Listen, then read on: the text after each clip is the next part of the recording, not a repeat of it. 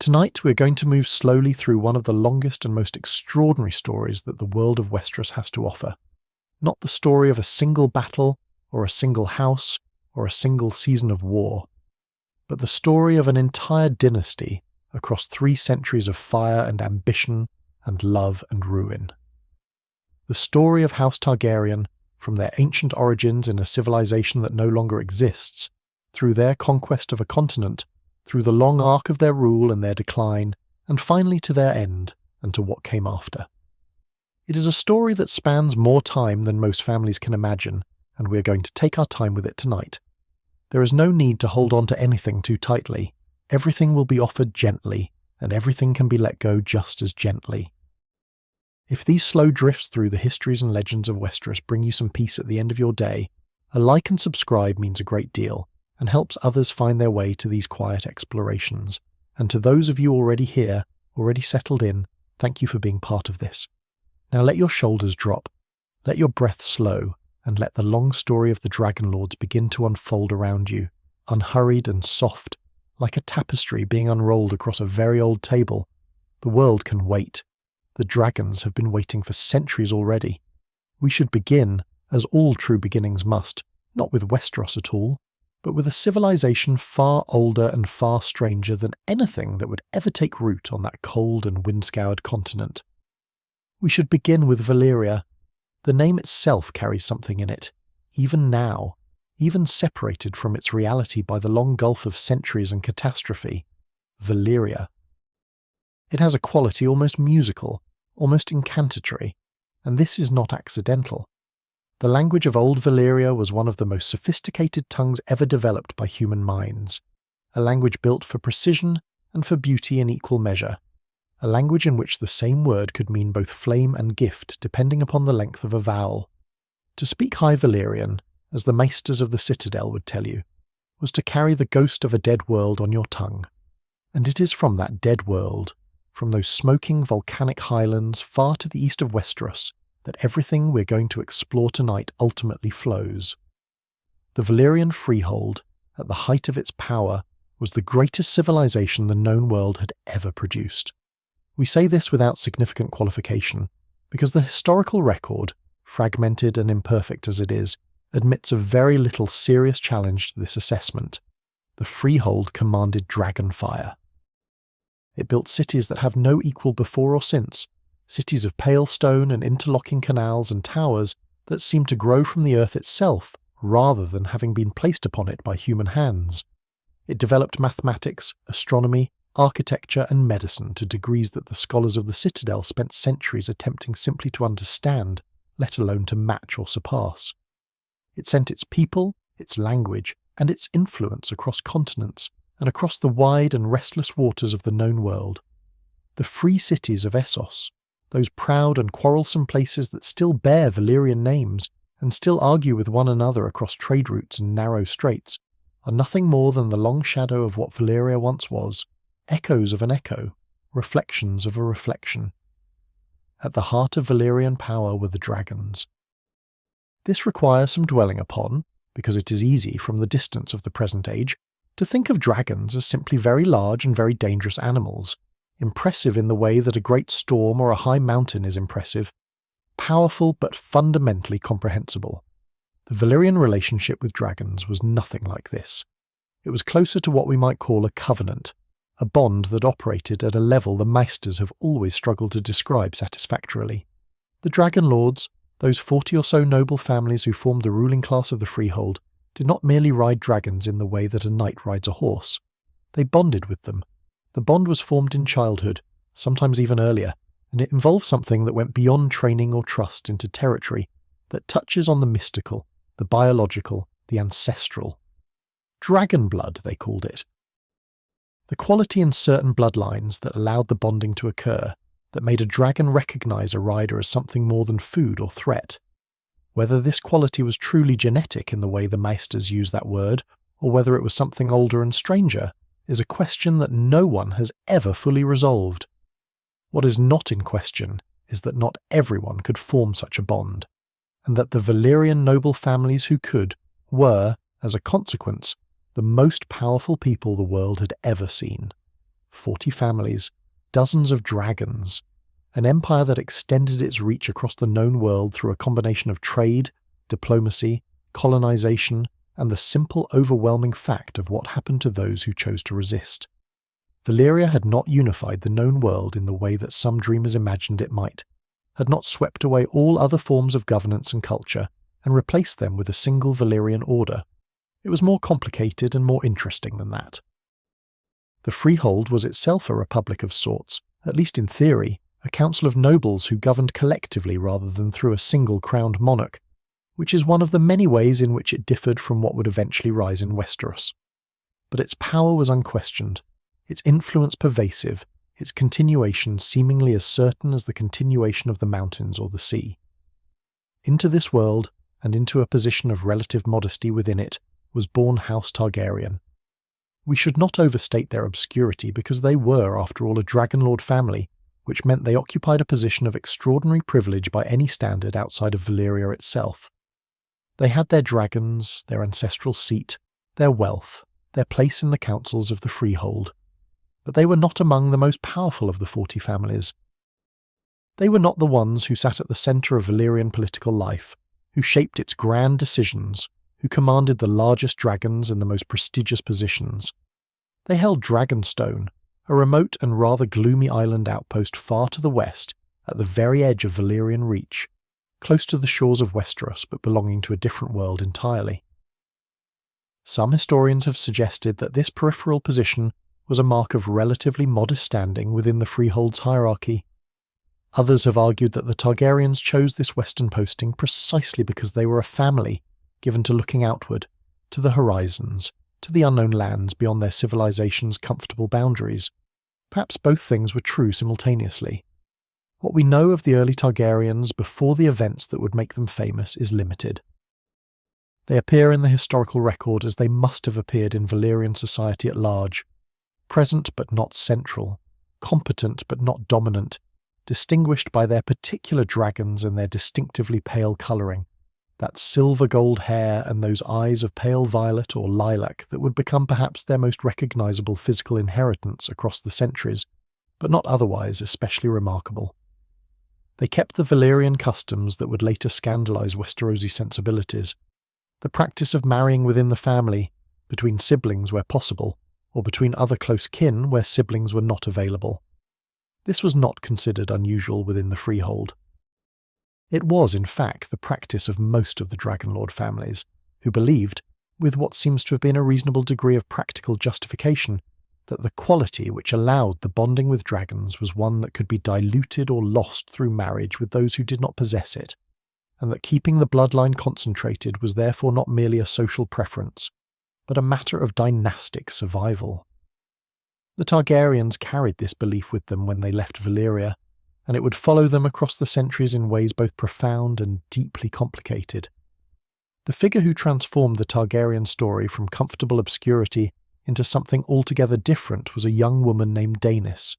She was the daughter of the Lord of Dragonstone, and she had, from a young age, the ability that would surface again and again in the Targaryen bloodline across the centuries that followed.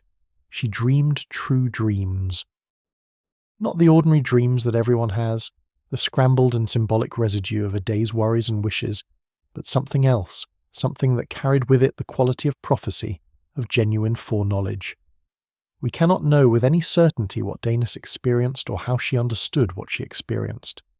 We can only observe from this great distance what she did and what followed. Daenerys dreamed of the destruction of Valyria. She saw, in her sleeping visions, the volcanic peninsula tearing itself apart, consumed by fire from within, the great city crumbling, the canals boiling, the towers falling into a sea turned to ash. She saw the end of the civilization that had shaped her entire world, and she told her father what she had seen. The Lord of Dragonstone at that time was a man named Enar, and he was, by any reasonable measure, a remarkable figure, though history has largely forgotten him in favour of the more dramatic personages who came after. What Enar possessed, above all else, was the willingness to act on information that no rational person could have fully credited. His daughter had told him that the greatest civilization the world had ever known was going to destroy itself. This was not a prediction, that a prudent man would simply accept and act upon without considerable internal resistance. The other noble families of Valyria, when they heard of Daenerys' dreams, reportedly found them amusing, or pitiable, or simply irrelevant. What would destroy Valyria? Valyria had dragons. Valyria had the accumulated knowledge of centuries. Valyria had, by every observable measure, already survived everything the world could throw at it. The idea that it might simply cease to exist was, from within the comfortable certainty of the freehold, almost literally inconceivable. Enar sold his holdings on the Valyrian mainland. He gathered his family, his household, the entirety of his people and their possessions. He took with him 5 dragons, all those the family possessed at that time, and he relocated permanently and entirely to Dragonstone. The other families watched this happen and returned to their business. The Targaryens had always been a somewhat eccentric family. This was merely further evidence of what had always been suspected. 12 years passed, then the doom came. The doom of Valyria is one of those events in the history of the known world that resists clean description, partly because no one who witnessed it survived to give a full account, and partly because even the accounts gathered from survivors at a distance, from sailors who saw the sky above the Valyrian peninsula turn the colour of a blood orange, and then of something darker, from merchants in the free cities who felt the ground shake beneath their feet and watched the horizon light up with a glow that persisted for days, suggests something so far outside the scale of ordinary disaster that the words available for description simply fail to do it justice. The volcanic chain that formed the spine of the Valyrian peninsula, which had always been restless, which had in a sense been the foundation of Valyrian civilization, since it was from these volcanoes that the dragon lords had first formed their bonds with the great creatures that lived there, erupted. Not one or two or even several, but all of them, simultaneously or nearly so, in a cascade of geological violence that shattered the peninsula and sent its remnants, its broken stones and poisoned soil and ash-laden shores, into the sea. The great city, the 40 families, the accumulated knowledge of millennia, the dragons that were not on Dragonstone, the irreplaceable library, the canals, the towers, the civilization, all of it, gone. Every Dragon Lord family perished. Every family except one.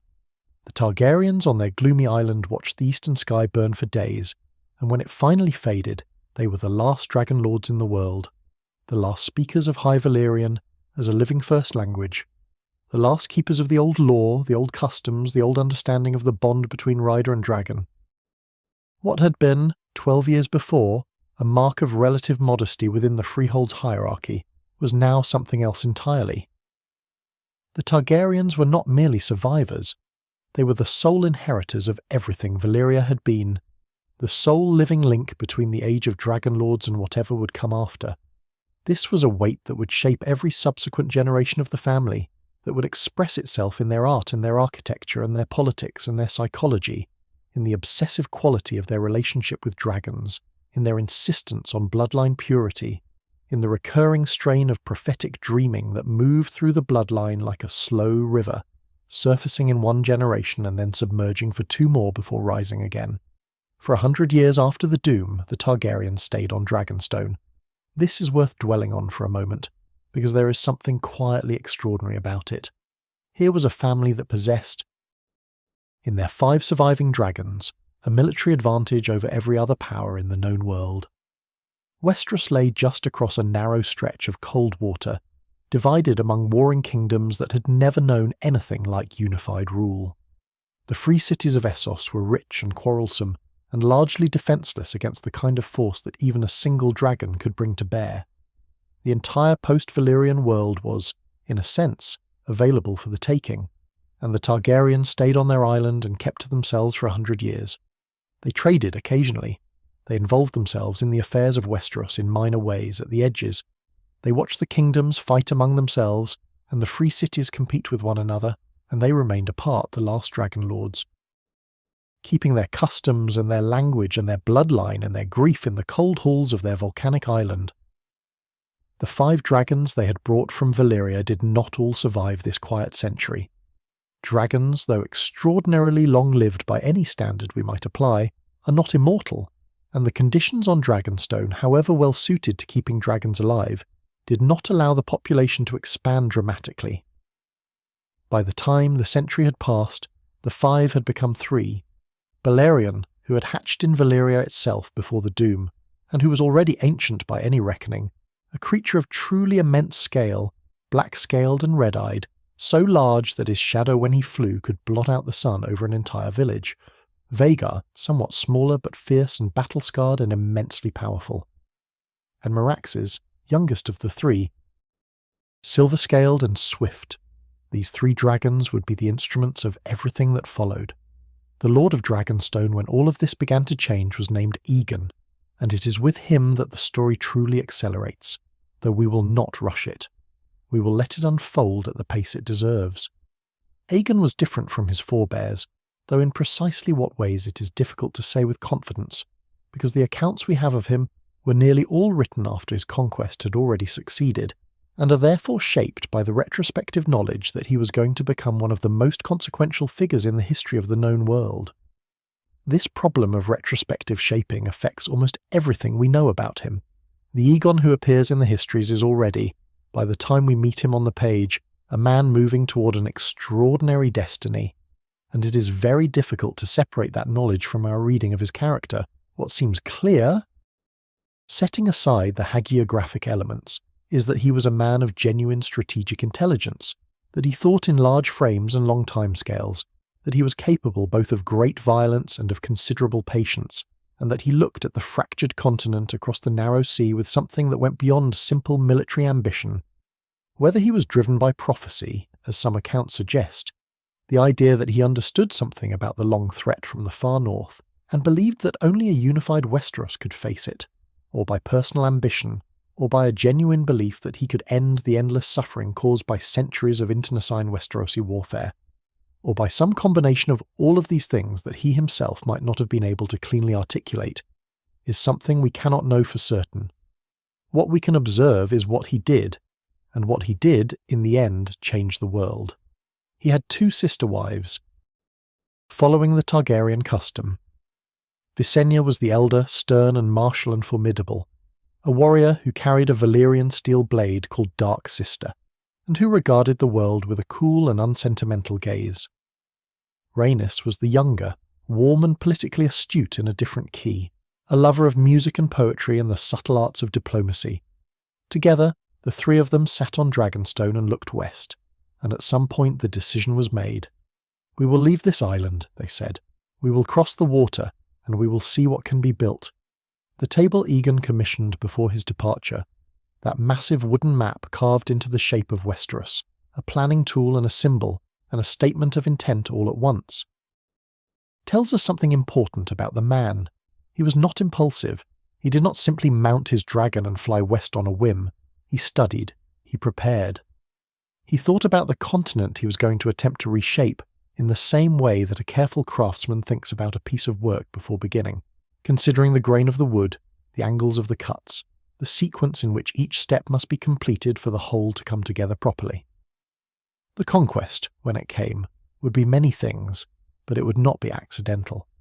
But all of that is a story for our next passage together, for the next gentle drift through what followed. For now, let the image of Dragonstone rest in your mind for a moment, that cold volcanic island with its carved stone dragons and its 3 living ones circling the towers in the grey sea air, the last of the Dragon Lords looking westward across the water at a world that did not yet know they were coming. Let it rest there.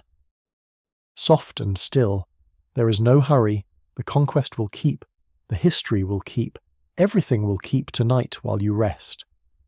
And so the watching ended, and the crossing began.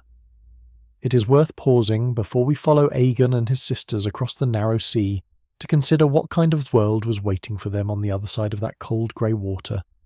Because Westeros in the years before the conquest was not a place of settled order waiting for a unifier to arrive and give it shape. It was a continent in a state of what we might charitably call organised chaos, a place where the cycles of war and revenge and counter-revenge had been turning for so many thousands of years that they had begun to seem not like a problem to be solved, but simply like the nature of things, the way weather is the nature of things, the way the turning of the seasons is the nature of things.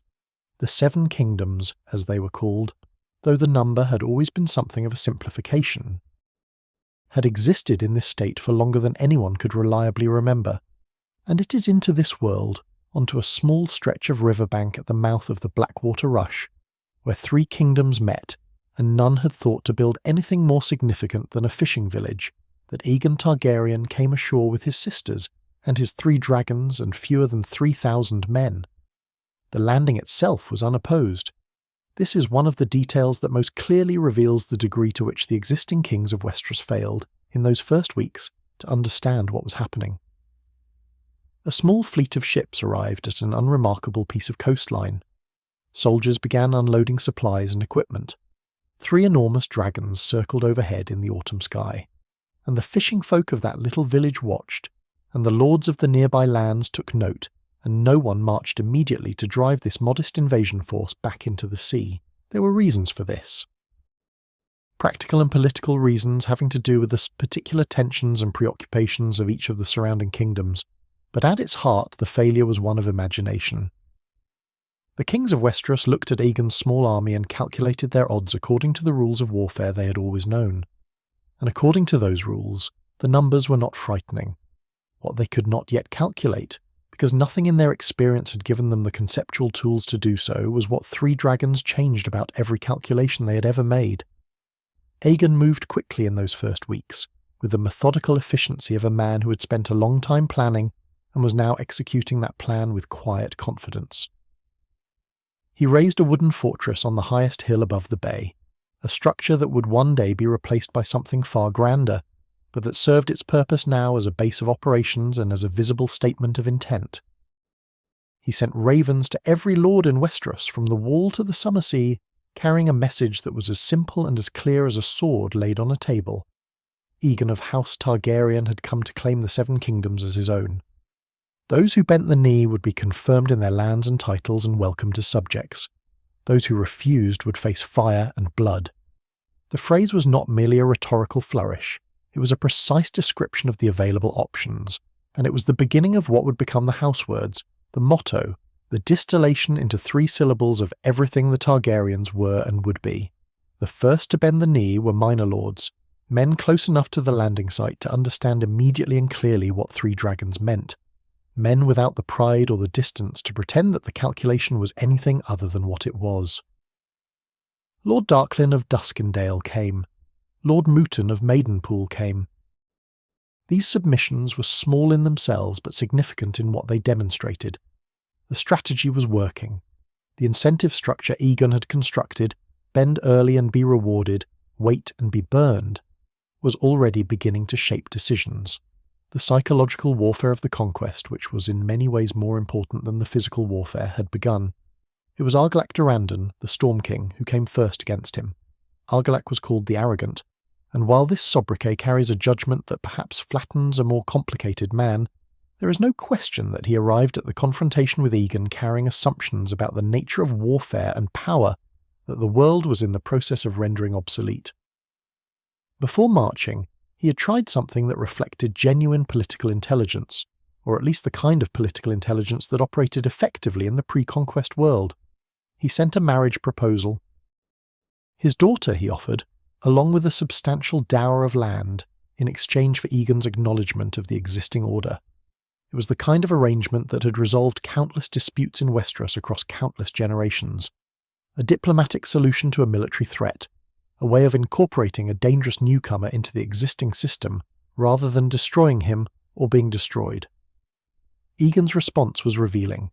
He declined for himself, noting that he already had 2 wives, but suggested that his closest companion and champion, Orys Baratheon, might be a suitable match for the Storm King's daughter. Orys was rumoured to be Aegon's bastard half-brother, a baseborn man however well loved, and to Argilac this response was not a negotiation but an insult. He raised his armies and marched. The 2 forces met in a place that would take its name from what happened there and from the storm that happened to be occurring when it did. The last storm. Argilac brought perhaps 10,000 men, seasoned warriors from a harsh land, men who had spent their lives fighting the battles of the Stormlands, well equipped and well led and absolutely convinced, in the way that experienced soldiers become convinced that they understood what a battle was and how one was won. They formed up in good order, they advanced with the confidence of superior numbers. The storm howled around them, driving rain into their faces, bending the banners horizontal, the kind of weather that Stormlanders had always fought in, and Stormlanders had always won in. And then the dragons came through the storm. What happened at the last storm, stripped of the dramatic elaboration that accumulated around it in subsequent retellings, was a military revolution compressed into a single afternoon. Dragon fire, it turns out, is not extinguished by rain. The careful formations that were invulnerable to cavalry charges dissolved when the attack came from above. The tactical wisdom accumulated over centuries of Westerosi warfare was simply not applicable to an enemy that ignored the dimension it had always been built around. Argilac himself died bravely, fighting to the end after his army had broken, charging into the Targaryen centre in a final desperate act that at least had the virtue of refusing to pretend the situation was other than it was. Or as Baratheon met him in single combat and struck him down. The aftermath was as instructive as the battle. Aegon had Argilac buried with full honours. The fallen king was a man who had fought and died defending what was his, and whatever else Aegon was, he understood that how a conqueror treated the brave dead said something important about what kind of ruler he intended to be. The Stormlords who survived bent the knee, and Aegon confirmed most of them in their holdings. Storm's End itself, that great fortress said to have been built with the aid of ancient magic, he gave to Orys Baratheon, along with the hand of Argilac's daughter, making his companion at once the founder of a new great house and the lord of one of the most formidable castles in Westeros. House Baratheon was born in that moment, rooted in the stony ground of the Stormlands, and it would persist for centuries as a consequence of a single generous decision made by a conqueror who understood that lasting power requires allies with a stake in its maintenance. If the last storm demonstrated what dragons could do to armies in the open field, what followed demonstrated something even more unsettling to those watching from the other kingdoms. It demonstrated what dragons could do to the concept of an impregnable fortress. Harrenhal stood on the shores of the God's Eye as the largest castle ever built in the history of Westeros, and this is not an assessment that requires significant qualification or scholarly hedging. It was simply true. King Harren the Black, called Harren the Black for reasons that had as much to do with his temperament as his colouring, had spent 40 years and the entire wealth of the Riverlands constructing it, using forced labour and crushing taxation, and an absolute refusal to be deterred by the suffering of the people under his rule. 5 towers, the tallest of which rose to a height that seemed almost to challenge the sky. Walls thick enough that 2 wagons could be driven side by side along their tops. Gates and walls and inner walls and towers within towers, a layered and interlocking system of defence that the conventional military wisdom of the age held to be genuinely unconquerable. Harren himself believed this. He had believed it so thoroughly and for so long that when Aegon's raven arrived demanding submission, his response was essentially dismissive. "Come and try," the message said, in effect.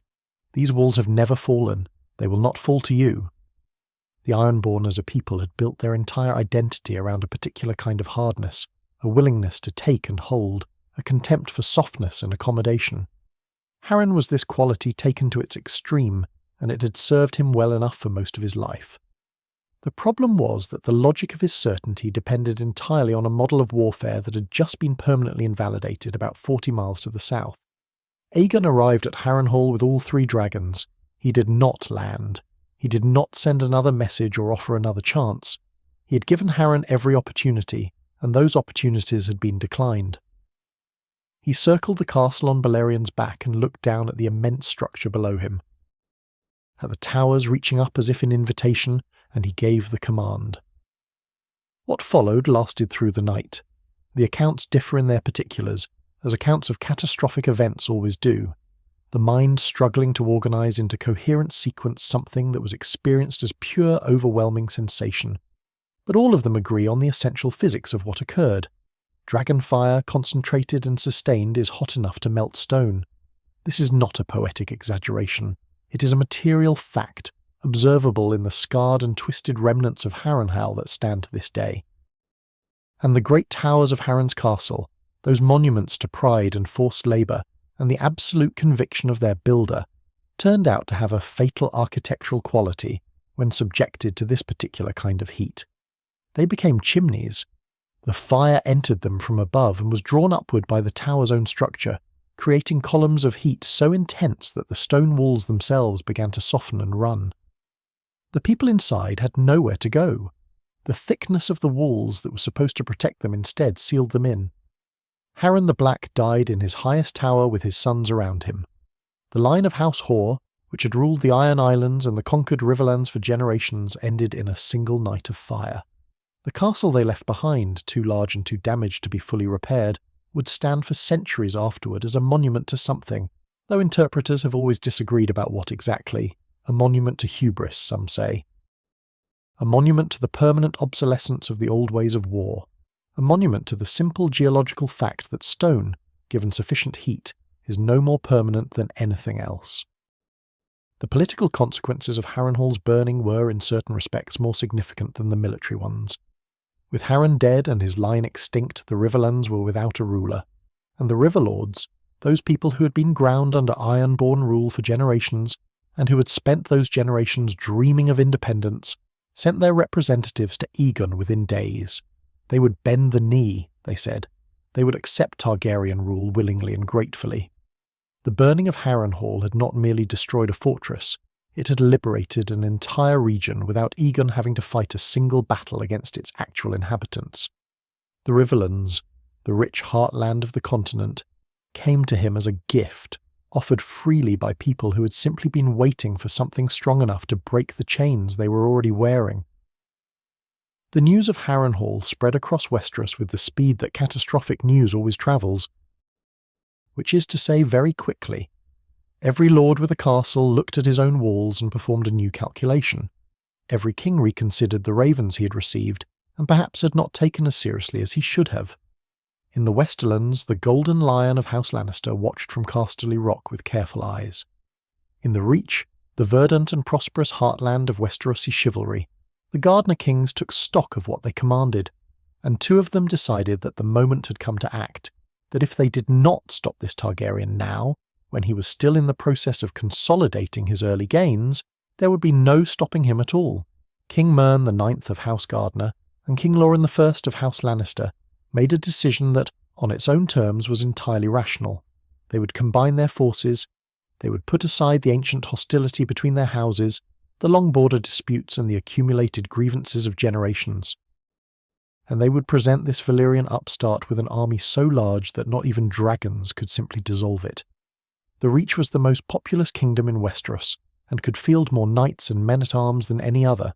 The Westerlands had the wealth of Casterly Rock behind it, the seemingly inexhaustible gold of the mines, and proud warriors who had never lost a major engagement on their own ground.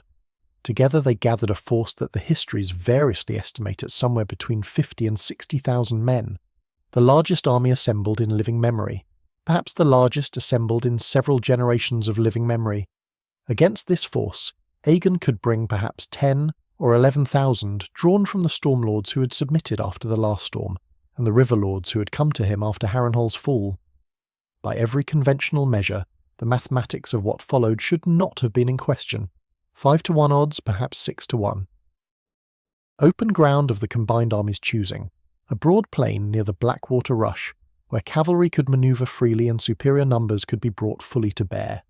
King Mern and King Loren had planned well, by every standard of planning that had ever been relevant in Westerosi warfare. The name that history gave to what happened next is the Field of Fire, and it is the kind of name that tells you everything you need to know about the event before you have read a single word of description. Visenya rode Varga, Rhaenys rode Meraxes, Aegon rode Balerion.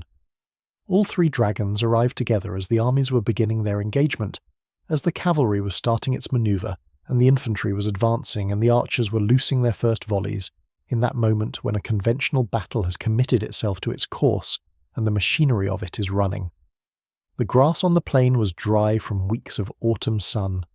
The dragons dove and breathed.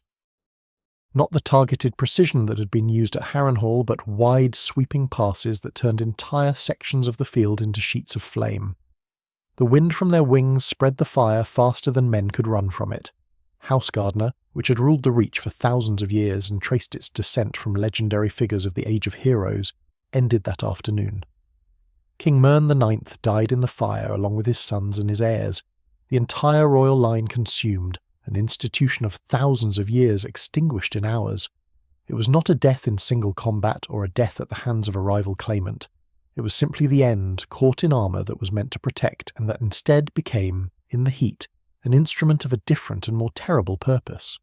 King Loren survived, but only by abandoning his men and fleeing the field, earning him the epithet Loren the Last, which referred not only to the last Lannister king but to the last man to leave the burning ground. He would carry that name for the rest of his life, and the shame of it, or perhaps more accurately the complex and ambiguous feeling that attaches to survival when so many others did not survive, would be his constant companion. The casualties were staggering in a way that the word staggering does not quite capture. Out of 50 or 60,000 men, perhaps 4,000 survived unburned. The chivalry of the Reach, which was considered the finest in all of Westeros, the product of centuries of tradition and training, and the particular pride of a rich and cultured kingdom, was effectively destroyed in a single afternoon. Entire noble houses were reduced to widows and orphans. The field itself was changed by the fire, the grass burned away to black earth, the topsoil altered by heat. And for years afterward, the place refused to grow what it had grown before. In the immediate aftermath, both King Loren and the surviving lords of the Reach bent the knee. Aegon's treatment of them was, as it had been after the last storm, calculated in its generosity. Loren was allowed to keep Casterly Rock, though as a lord now rather than a king. The surviving Reach lords were confirmed in their holdings, and in a move of considerable political elegance, Aegon elevated House Tyrell, which had served the Gardeners as their stewards of Highgarden, to lordship over the Reach. This was not the obvious choice.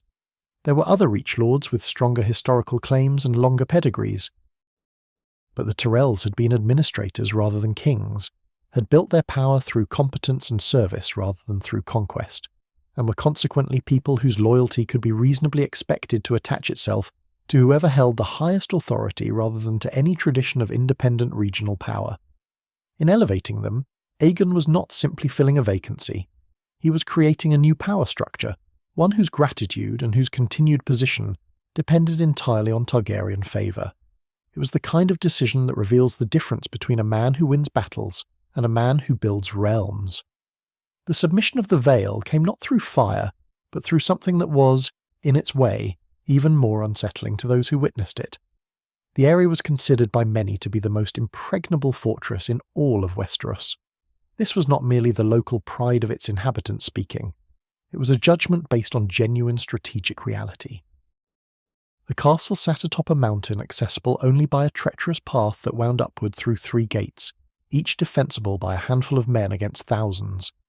An army attempting to assault it would have to advance single file up a narrow trail, while arrows and rocks descended from above at every turn. The fortress itself was perched at the mountain's crown like an eagle's nest, which is precisely what its name signified. It had never fallen in all its centuries of existence, not because it had been lucky, but because falling was, by the conventional logic of warfare, essentially impossible. Aegon did not send an army to the Eyrie. He flew there on Balerion.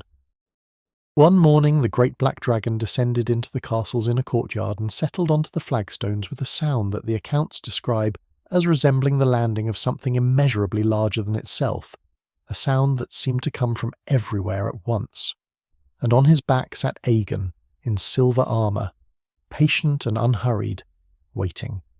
He had flown over every gate, every defensible position, every carefully constructed obstacle, as if they did not exist, because for him they did not. The castle that could not be taken had simply been entered. The young king of the Vale, Ronal Arryn, was a child, and he responded as children sometimes do to extraordinary things, with delight rather than fear. He asked if he could ride the dragon, and Aegon, understanding perfectly what the real message of that request was and what accepting it would mean politically, agreed. Young Ronal flew 3 times around the area on Balerion's back, laughing. His mother, the Regent Shara Arryn, watched from below and understood everything that needed to be understood. She bent the knee. The Knights of the Vale, who had never lost a battle on their own ground, were never asked to prove whether that record could survive the present circumstances. The Eyrie surrendered without a sword being drawn. The North required a different approach still, because the North was a different kind of place.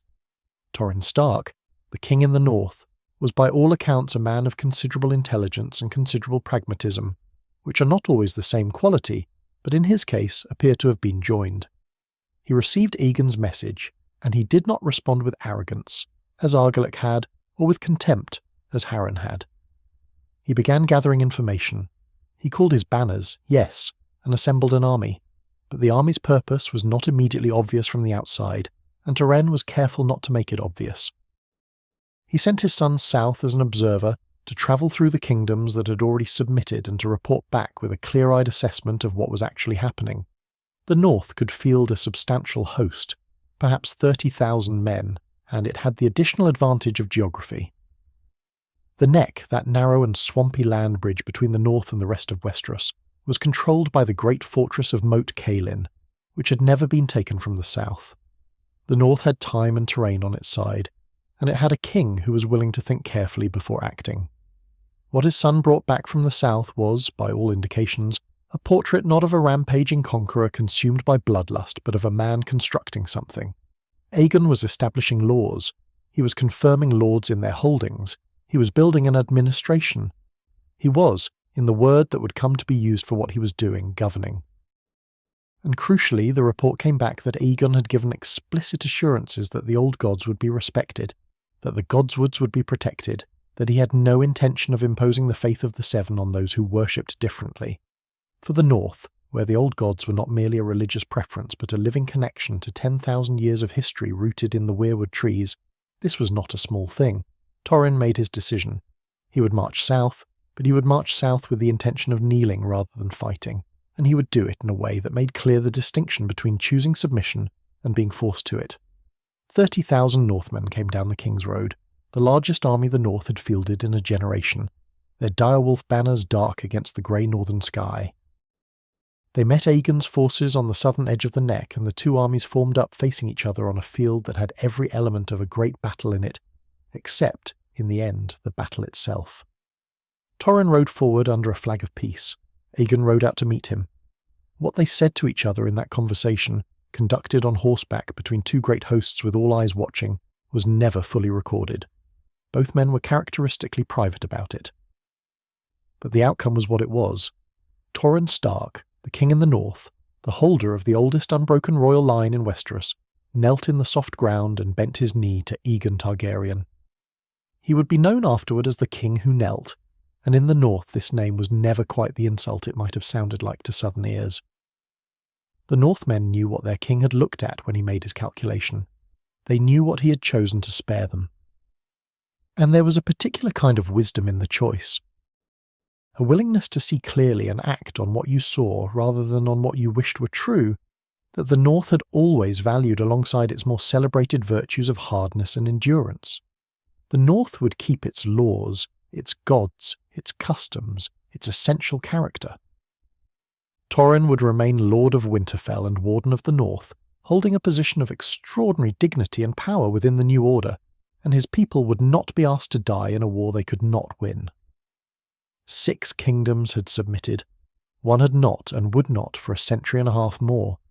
Dorne was different from every other kingdom Aegon had encountered, different in its culture, different in its geography, different in its fundamental disposition toward the question of submission to overwhelming force. When the aged Princess Merya Martell received Aegon's message, her response was neither the arrogance of the Storm King nor the contempt of Harren. It was something more considered and more dangerous. She understood what she was facing. She simply refused to give it anything to strike. When Aegon invaded Dorne, the Dornish left. They abandoned their castles, emptied their towns, melted into the deserts and mountains with a patience and a discipline that reflected a people who had decided collectively that certain things mattered more than comfort or safety in the short term. There were no armies to destroy at the Field of Fire's scale. There were no great lords gathered in one place to negotiate with. There was only an immense and hostile landscape, and a population that declined to stand still and be conquered. And then there was the Scorpion Bolt. Rhaenys, riding Meraxes over the Dornish sands, was brought down. The exact circumstances have always been disputed, lost beneath layers of grief and propaganda, and the simple difficulty of knowing what happens when a dragon falls from the sky into a desert. What survived in the historical record, stripped of the contradictions, was the outcome. Meraxes died. Rhaenys died with her, or was captured and died afterward. The youngest of the 3 dragon riders, the one who had been warmth and music and grace in the Targaryen triumvirate, was gone. And a third of the dragon strength that had made the conquest possible was gone with her. The coronation that had already taken place before these events was held on the hill above the Blackwater Bay where Aegon had first landed, the place that was already beginning its transformation into something that would one day be called King's Landing. The Iron Throne was built in those first years of the new reign, its creation a labour of 59 days during which Balerion's own fire was used to melt and fuse the swords of defeated enemies into a single massive seat, uncomfortable by design, deliberately unwieldy, a throne that said something specific about Aegon's understanding of what kingship was supposed to be and to cost. A king should never sit easy, the idea went. The weight of rule should be felt.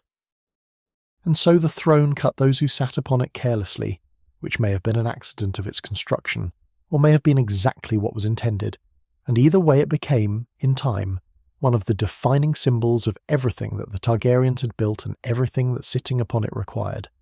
The conquest had taken approximately 2 years from the landing to the submission of the last of the 6 cooperative kingdoms.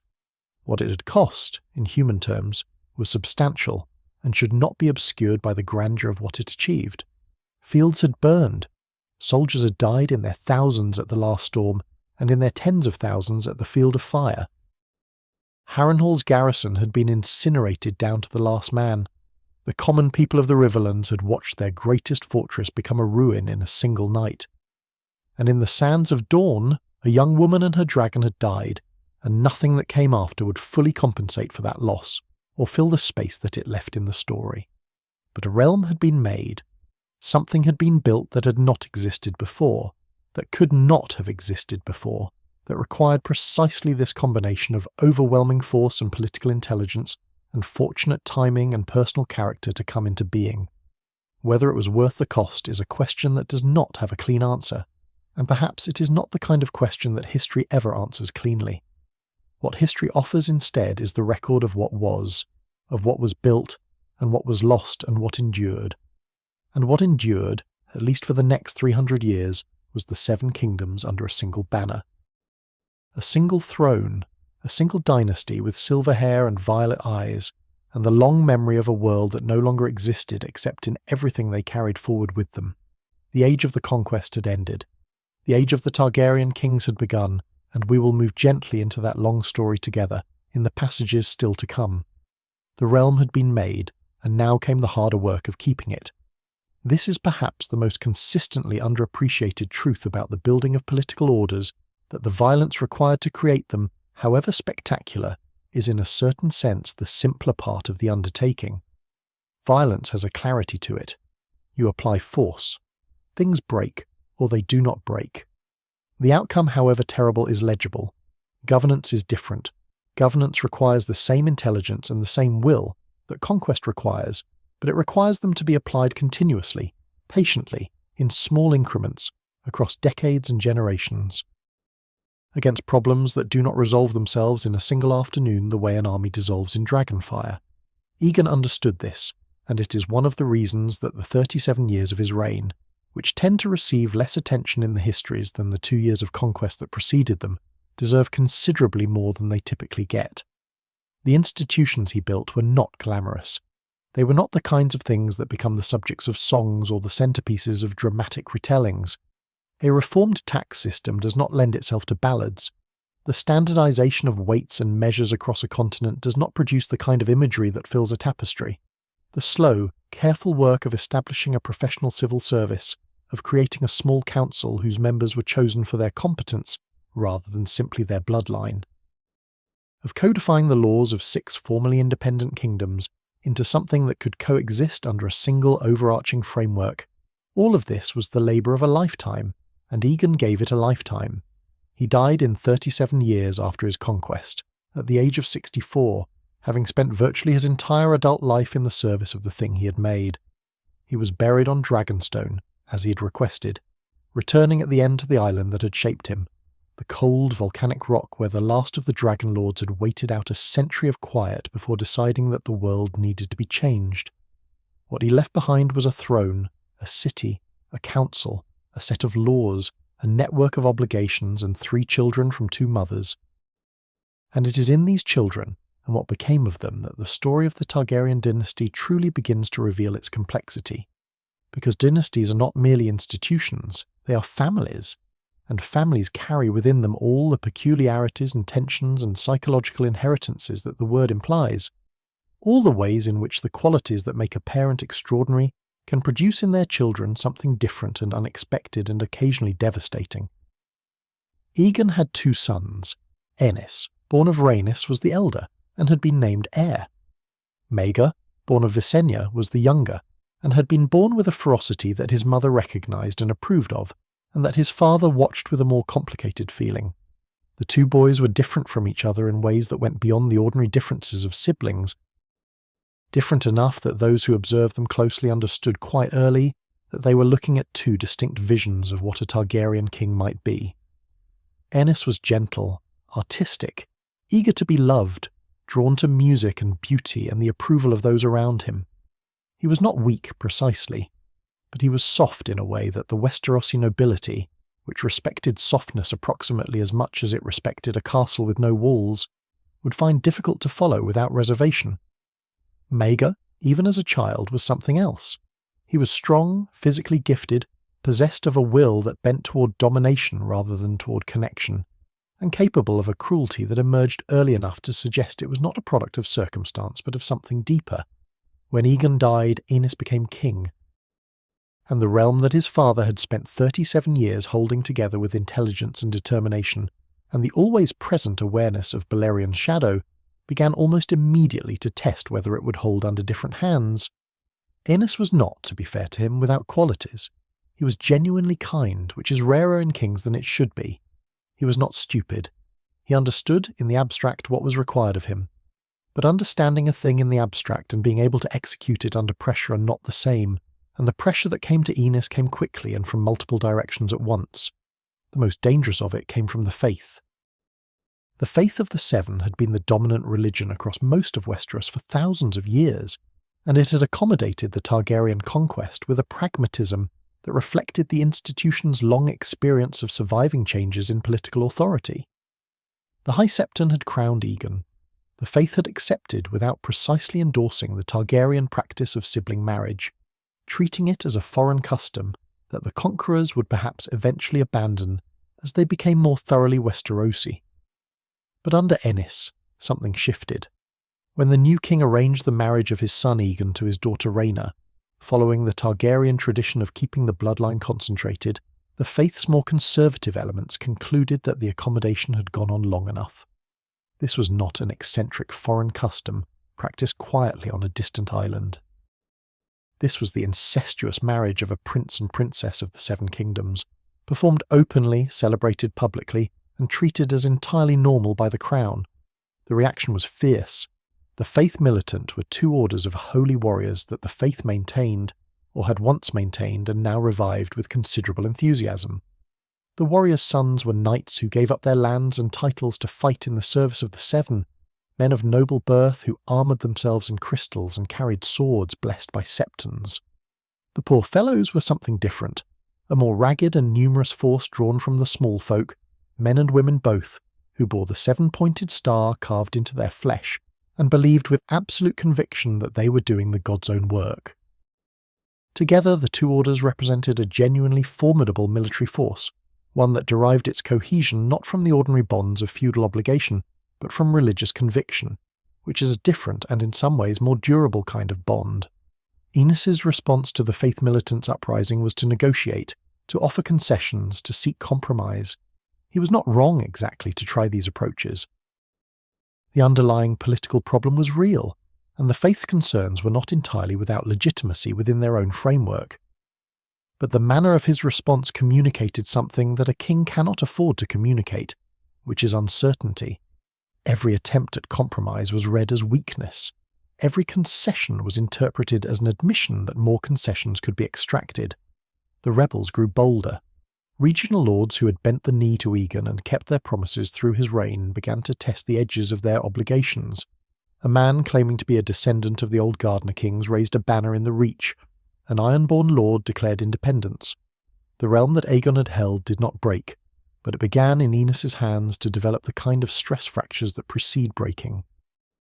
Aenys died in 42 years after the Conquest, after a reign of only 5 years, of what the maesters recorded as a wasting illness, and what the less clinical accounts described as a man who had been slowly consumed by the weight of a position he was not built to carry. He was not the first ruler in history to be destroyed by the gap between the office he inherited and the capacities he possessed. He would not be the last, and not even the last among his own descendants. But his death left a situation that was, in practical terms, close to a crisis, and it produced as a response the most disturbing reign in the early history of the dynasty. Visenya had outlived her brother-husband Aegon, and had watched the reign of Aenys with the barely concealed contempt of a woman who had ridden a dragon at the Field of Fire and who had spent her adult life managing the military and security apparatus of a continent. When Aenys died, she moved with the efficiency that had always characterized her. Her son Maegor was on Dragonstone.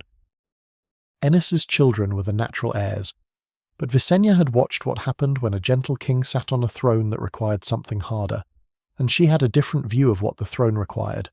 Maegor claimed the throne. The precise mechanics of how this happened, the degree to which it was a coup versus a legitimate succession claim, has been debated by historians across the centuries since, and we will not pretend to resolve it here. What is clear is the outcome.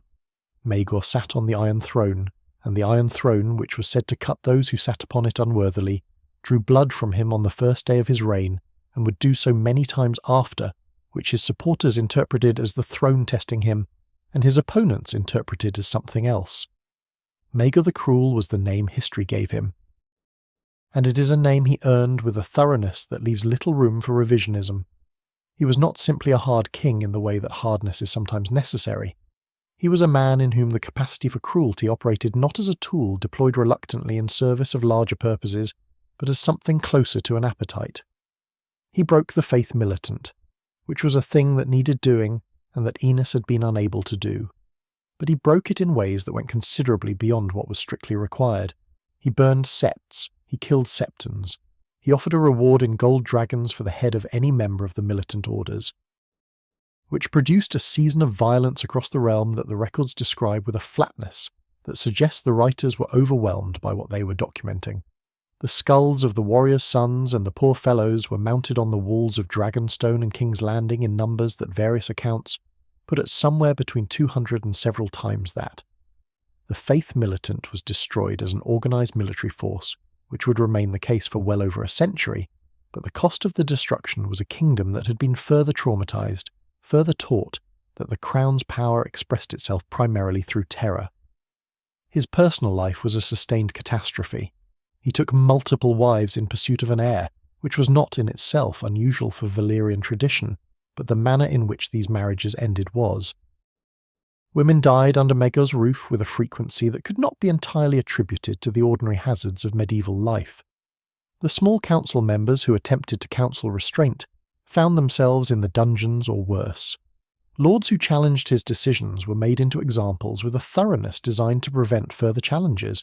He finished the Red Keep, the great fortress palace that Aegon had commissioned and that would serve as the seat of Targaryen power for centuries, and the story that attached itself to that completion, that he killed all the builders who had worked on it, so that its secrets would die with them, may or may not be literally true, but is entirely consistent with what the records tell us about how he operated. Maegor died in 48 years after the Conquest, having ruled for 6 years, found dead on the Iron Throne itself with his wrist slashed, and the wounds apparently not self-inflicted. Though no one was ever definitively identified as the killer, the manner of his death was, in its way, appropriate to the manner of his reign. Violence had been the primary tool of his governance, and violence, administered in the dark by hands that history has never clearly identified, was how his governance ended.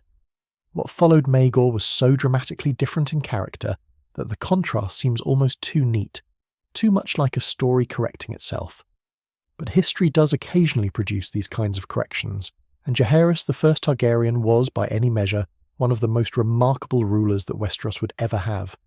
He was 14 years old when he took the throne, the son of Enis and therefore the nephew of Maegor, and he had survived Maegor's reign by a combination of caution and luck and the protection of those who understood what he was and wanted to keep him alive long enough for him to become it. He would reign for 55 years, the longest reign of any Targaryen king, the longest reign of any monarch in the history of the Seven Kingdoms, up to and including the present day of any telling of this story. He would be called the Conciliator and the Old King, and both names point toward the same truth about him. He was a man who thought in terms of reconciliation and permanence, who understood that the most important question about power is not how you seize it, but what you build with it while you hold it. His first great challenge was the faith, which was still deeply hostile to the Targaryen dynasty after the horrors of Maegor's suppression, wounded and resentful, and looking for a way to reassert its dignity and its theological principles without risking another round of skull-mounting. Jaehaerys approached this problem with a patience and a sophistication that his predecessors had entirely lacked. He negotiated. He listened. He acknowledged the faith's concerns with a seriousness that made those concerns feel heard rather than dismissed. And eventually he reached an agreement, known as the Doctrine of Exceptionalism, which resolved, at least formally and for several generations, the question that had been generating conflict since Aegon's landing. The Targaryens were unique. Their customs were their own. The incestuous marriages that the faith found abhorrent were permitted for this one family, in recognition of their singular nature and their singular role in the history of Westeros, but they did not constitute a precedent for anyone else. It was a compromise that required both sides to accept something they would have preferred not to accept, which is the nature of durable compromises, and it held more or less for the duration of Jaehaerys' reign. The King's Road was another of his great projects, perhaps the most practically significant thing he ever did. Before Jaehaerys, the roads of Westeros were what roads in a feudally fragmented landscape tend to be, which is to say inconsistent, locally maintained with varying degrees of commitment, and frequently impassable in bad weather. Moving an army across the continent was a logistical challenge only somewhat less formidable than moving one across an ocean. Moving trade goods was slow, expensive, and risky. The isolation of the different regions from one another, which had been one of the things that made them so culturally distinct and so resistant to unified governance, was partly a product of simple geography and climate, but it was also partly a product of the absence of reliable infrastructure. Jaehaerys built the King's Road, the great north-south route that connected the wall to King's Landing, and the roads that branched from it to reach the furthest corners of the realm, and in doing so he did something that no military campaign had been able to do, which was make the unified realm physically real. You could now travel from Winterfell to the capital without the journey constituting a major expedition. Ideas and goods and people began to move in ways they had not moved before, and the realm began, slowly and unevenly, to become more than a political abstraction, and more than a military achievement. It began to become a place. He codified the laws of the Seven Kingdoms, bringing together the different legal traditions of the various regions and working to produce a framework that could serve the whole realm without entirely erasing the local variations that the people of each region understood as part of their identity. This was painstaking and largely thankless work of the kind that does not produce dramatic moments, but that shapes the daily reality of millions of lives across centuries. We do not know the names of most of the people who worked with Jaehaerys on this project, the maesters and lawyers and lords who sat in small rooms arguing about the precise language of provisions governing inheritance, or the handling of debt or the rights of accused criminals. But their work persists, in the sense that every subsequent legal system in the history of the Seven Kingdoms built upon the foundation they laid.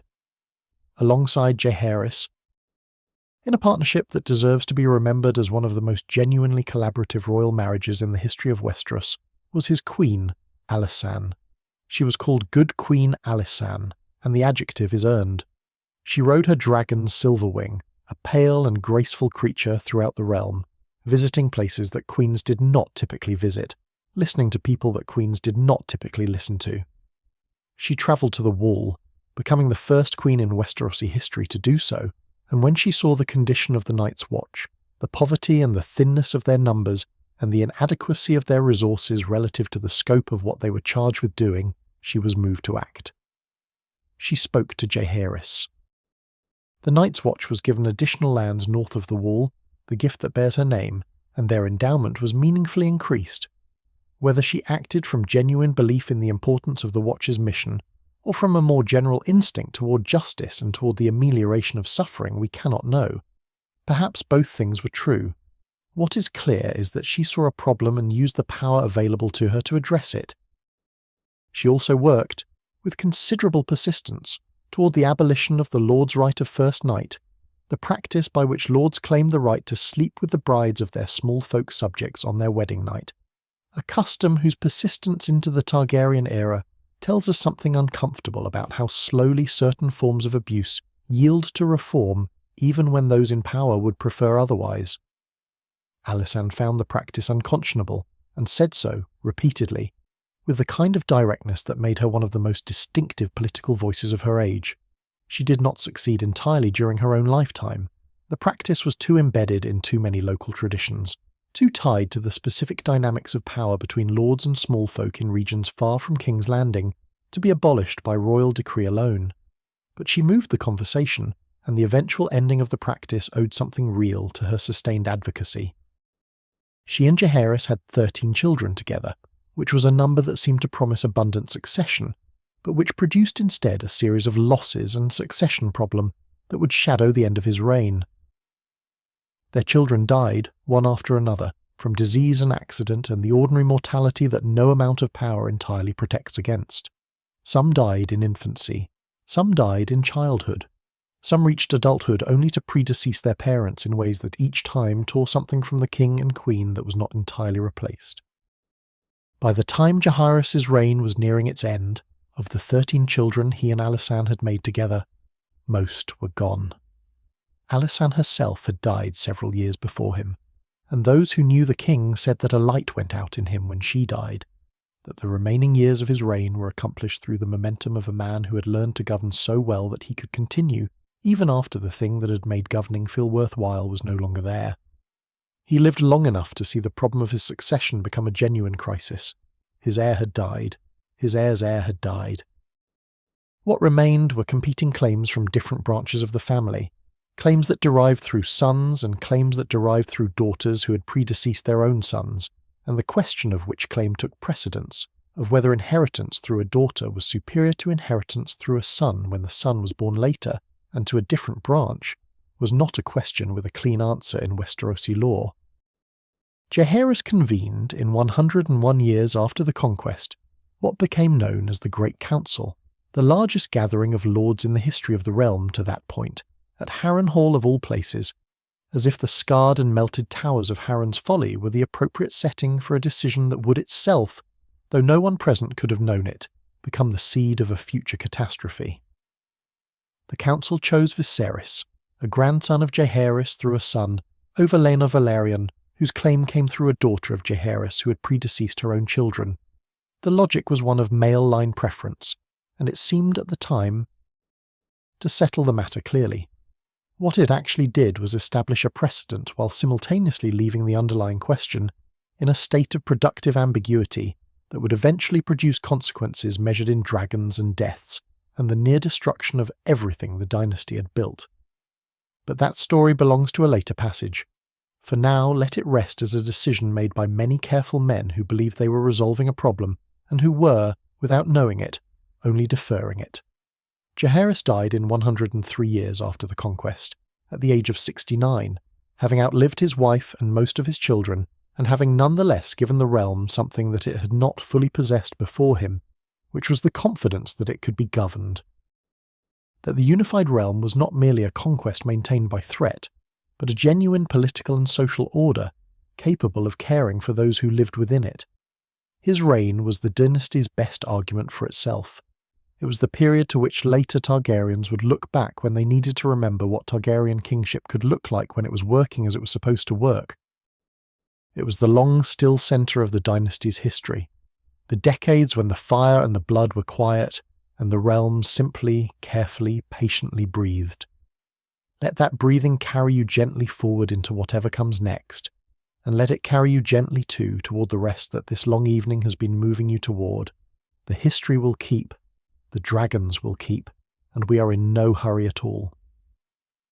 The long breathing of Jaehaerys' reign could not last forever, because nothing lasts forever, and the Targaryens, for all their dragons and all their silver hair and all the centuries of careful institution building that the best of them had devoted themselves to, were still a family. And families carry their contradictions forward across generations the way rivers carry silt, depositing them in unexpected places, building up layers of accumulated tension that may lie quiet for decades before the ground shifts and everything that was buried comes to the surface at once. The Great Council of 101 years after the Conquest had chosen Viserys. It had done so clearly and with the participation of the greatest lords of the realm, and the choice had seemed, in the moment of its making, to settle the question of succession in a way that would hold. What it had actually done, as we can see from the distance of the centuries that followed, was make a choice without fully resolving the principle behind the choice. It had decided between two specific claimants in a specific circumstance, and in doing so it had gestured toward a principle of male line inheritance, without enshrining that principle in law, without making it unambiguous, without building it into the foundation of the realm's legal order in a way that would prevent future disputes. The question of whether a woman could inherit the Iron Throne, or whether a man's claim through a female line superseded another man's claim through a male line of a younger branch, remained, beneath the surface of the Council's decision, as open as it had ever been. It was a wound that had been bandaged rather than healed, and the bandage would hold only as long as circumstances did not press too hard upon it. Viserys I was, by the accounts that survive him, a man of genuine warmth and genuine limitations in roughly equal measure. He loved his family. He loved the models of old Valyria that he spent considerable time constructing, those intricate miniature recreations of the city his ancestors had fled a century before the Conquest, those careful small towers and canals assembled from whatever materials came to hand, which tell us something poignant about the Targaryen relationship with a home that none of them had ever seen but all of them carried. He was not cruel. He was not incompetent in the way that Aenys had been incompetent. He understood the machinery of governance well enough to keep it running, and his reign was, by the surface measurements of such things, a prosperous and relatively peaceful one. The realm was not at war. The harvests were adequate.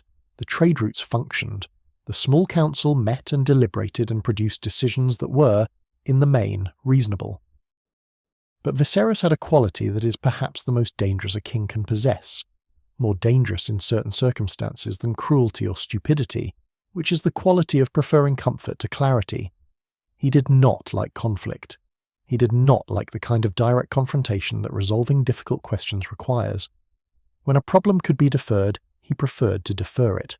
When a choice between two people he loved produced pain, he preferred to find language that seemed to acknowledge both positions without fully committing to either. He was, in the terminology the Maesters use for such rulers, a gentle king, and gentle kings have a way of leaving behind them, when they go, a harvest of the difficult decisions they chose not to make. The central difficult decision of Viserys' reign, the one that everything else eventually revolved around, was the question of his succession. His first wife, Aemma Arryn, bore him children with the cruel intermittency that characterized so many royal marriages of the age, children who came and did not stay, infants who breathed for hours or days and then were gone, a son named Balon who lived for a single day, and whose death broke something in his mother that did not mend. When Aemma herself died in the effort of producing that single day's son, the loss was real, and the realm felt it, and Viserys was left with one surviving child from his first marriage, a daughter, Rhaenyra, who was at that time perhaps 8 or 9 years old, and who had grown up in the shadow of the succession question, in a way that had shaped her understanding of herself and her place in the world from the very beginning of her conscious life. Viserys named Rhaenyra his heir. He did this formally, publicly, with the lords of the realm summoned to witness the declaration, and he asked those lords to swear their fealty to her as Princess of Dragonstone and the future ruler of the Seven Kingdoms. The lords swore. The ceremony was performed with appropriate solemnity, and in the moment of its performance, it seemed to resolve something. It seemed to say clearly that the question the Great Council had left ambiguous had now been answered, that a woman could inherit the Iron Throne, that the male line preference the Council had gestured toward was not in fact the governing principle of Targaryen succession. But Viserys then did what Viserys tended to do, which was to introduce a complication and then decline to resolve it. He remarried. This was not, in itself, unreasonable. He was a king without a male heir and without a wife, and the pressure on kings in such situations to remedy both conditions simultaneously was real, and came from multiple directions at once. What made his choice complicated was who he chose. Alicent Hightower was the daughter of Otto Hightower, his hand, a man of great administrative ability and considerable personal ambition, and she was young and beautiful and, as it would turn out, possessed of a will and a sense of dynastic purpose that would prove to be among the most consequential qualities of the age. Viserys married her, and Alicent began to bear him children, and those children were sons. The first was Aegon, then Aemond, then Daeron, and a daughter Helena. 4 children, 3 of them male, all of them with Targaryen blood through both parents, all of them with the silver hair and the pale eyes, all of them, in the eyes of a significant portion of the Westerosi nobility, with a claim to the throne that was at least as good as Rhaenyra's, and possibly, under the principle the Great Council had seemed to prefer, better. The court did not divide immediately or cleanly. Divisions of this kind never happen that way. They happen gradually, through the accumulation of small choices and perceived slights, and whispered conversations and the natural human tendency to organise one's loyalties around the people one is closest to and the principles that serve one's interests. But they happen, and this one happened, and by the middle years of Viserys' reign there were 2 identifiable factions at court, wearing different colours as if to make visible what everyone already knew was occurring beneath the surface of the official harmony. Rhaenyra's faction wore black and red, the Targaryen colours, and called themselves the Blacks. Her support came from those who had sworn the oath to her, who took oath seriously as a matter of personal honour, who believed that a woman's capacity to rule was a settled question, and from those whose particular relationships and political positions aligned them with her cause. Among her most important supporters was her uncle Daemon Targaryen, her father's younger brother, a man about whom a great deal will need to be said because he is one of those figures who resist simple description, who seems almost too large and too contradictory to fit comfortably into any category the language readily provides. Alicent's faction wore green, the colour of House Hightower, and called themselves the Greens. Their argument was the argument that male inheritance was the natural and proper order, that the Great Council had established this principle, that to pass over Aegon in favour of Rhaenyra was to invite the kind of instability that came from departing from custom, and that the realm needed a king, not a queen. This argument had genuine resonance in a culture that had always been deeply ambivalent about female rule, that admired queens who governed wisely while simultaneously maintaining that governing was properly a king's work, that held both of these positions simultaneously with the comfortable inconsistency that entrenched cultural assumptions typically maintain. Viserys held them together through the force of his preference for holding things together. He refused to choose definitively. He maintained Rhaenyra as his named heir while never openly repudiating the claims of his sons. He rebuked those on both sides who pushed too hard toward confrontation. He presided over a court that was, beneath its ceremonial surface, a sustained exercise in organised pretense, a court where everyone knew what the tensions were and everyone agreed, tacitly, to perform a version of harmony that satisfied no one but that at least prevented the immediate explosion. Daemon Targaryen does not fit neatly into any telling of this story, because he does not fit neatly into anything. He was Viserys' younger brother, which placed him in that particular position that younger brothers of kings have occupied throughout history, close enough to the centre of power to feel its pull constantly, far enough from it to feel the distance as a kind of permanent grievance. He was a dragon rider, bonded to a dragon called Caraxes, a lean and serpentine creature of distinctive and somewhat unsettling appearance that seemed almost a physical expression of its rider's personality. Daemon himself was gifted with a physical grace and a martial ability that made him perhaps the finest warrior of his generation, carrying a Valyrian steel blade called Dark Sister, the same blade that Visenya had carried in the Conquest, and wielding it with the careless ease of someone for whom violence had always come as naturally as breathing. He was also charming, magnetic, funny in a dark and dangerous way, capable of genuine affection, capable of genuine cruelty, and possessed of an ambition that he wore openly enough that it could have been mistaken for honesty if you were inclined to be charitable. He and Viserys had a relationship of the kind that brothers sometimes have when one holds everything and the other holds nothing, a relationship of real love and real resentment woven together so thoroughly that they could not be separated, each feeling appearing to generate the other. Daemon was dismissed from court and reinstated, exiled and welcomed back, celebrated and condemned, across the length of Viserys' reign, in a rhythm that exhausted those who watched it, and appeared to sustain both men in some perverse way, as if the conflict itself was the thing they needed to feel fully alive. He took Rhaenyra's side, eventually and definitively, and the manner of his taking it produced one of the central catastrophes of the age. He had known her since her childhood, had been her uncle and her mentor, and something that the chronicles hedge about but do not quite manage to conceal, and when he married her after the death of his second wife and after the death of Rhaenyra's first husband, the marriage was, from a Targaryen genealogical perspective, a consolidation of the Black Claim and, from almost every other perspective, an intensification of everything about the situation that was already most volatile.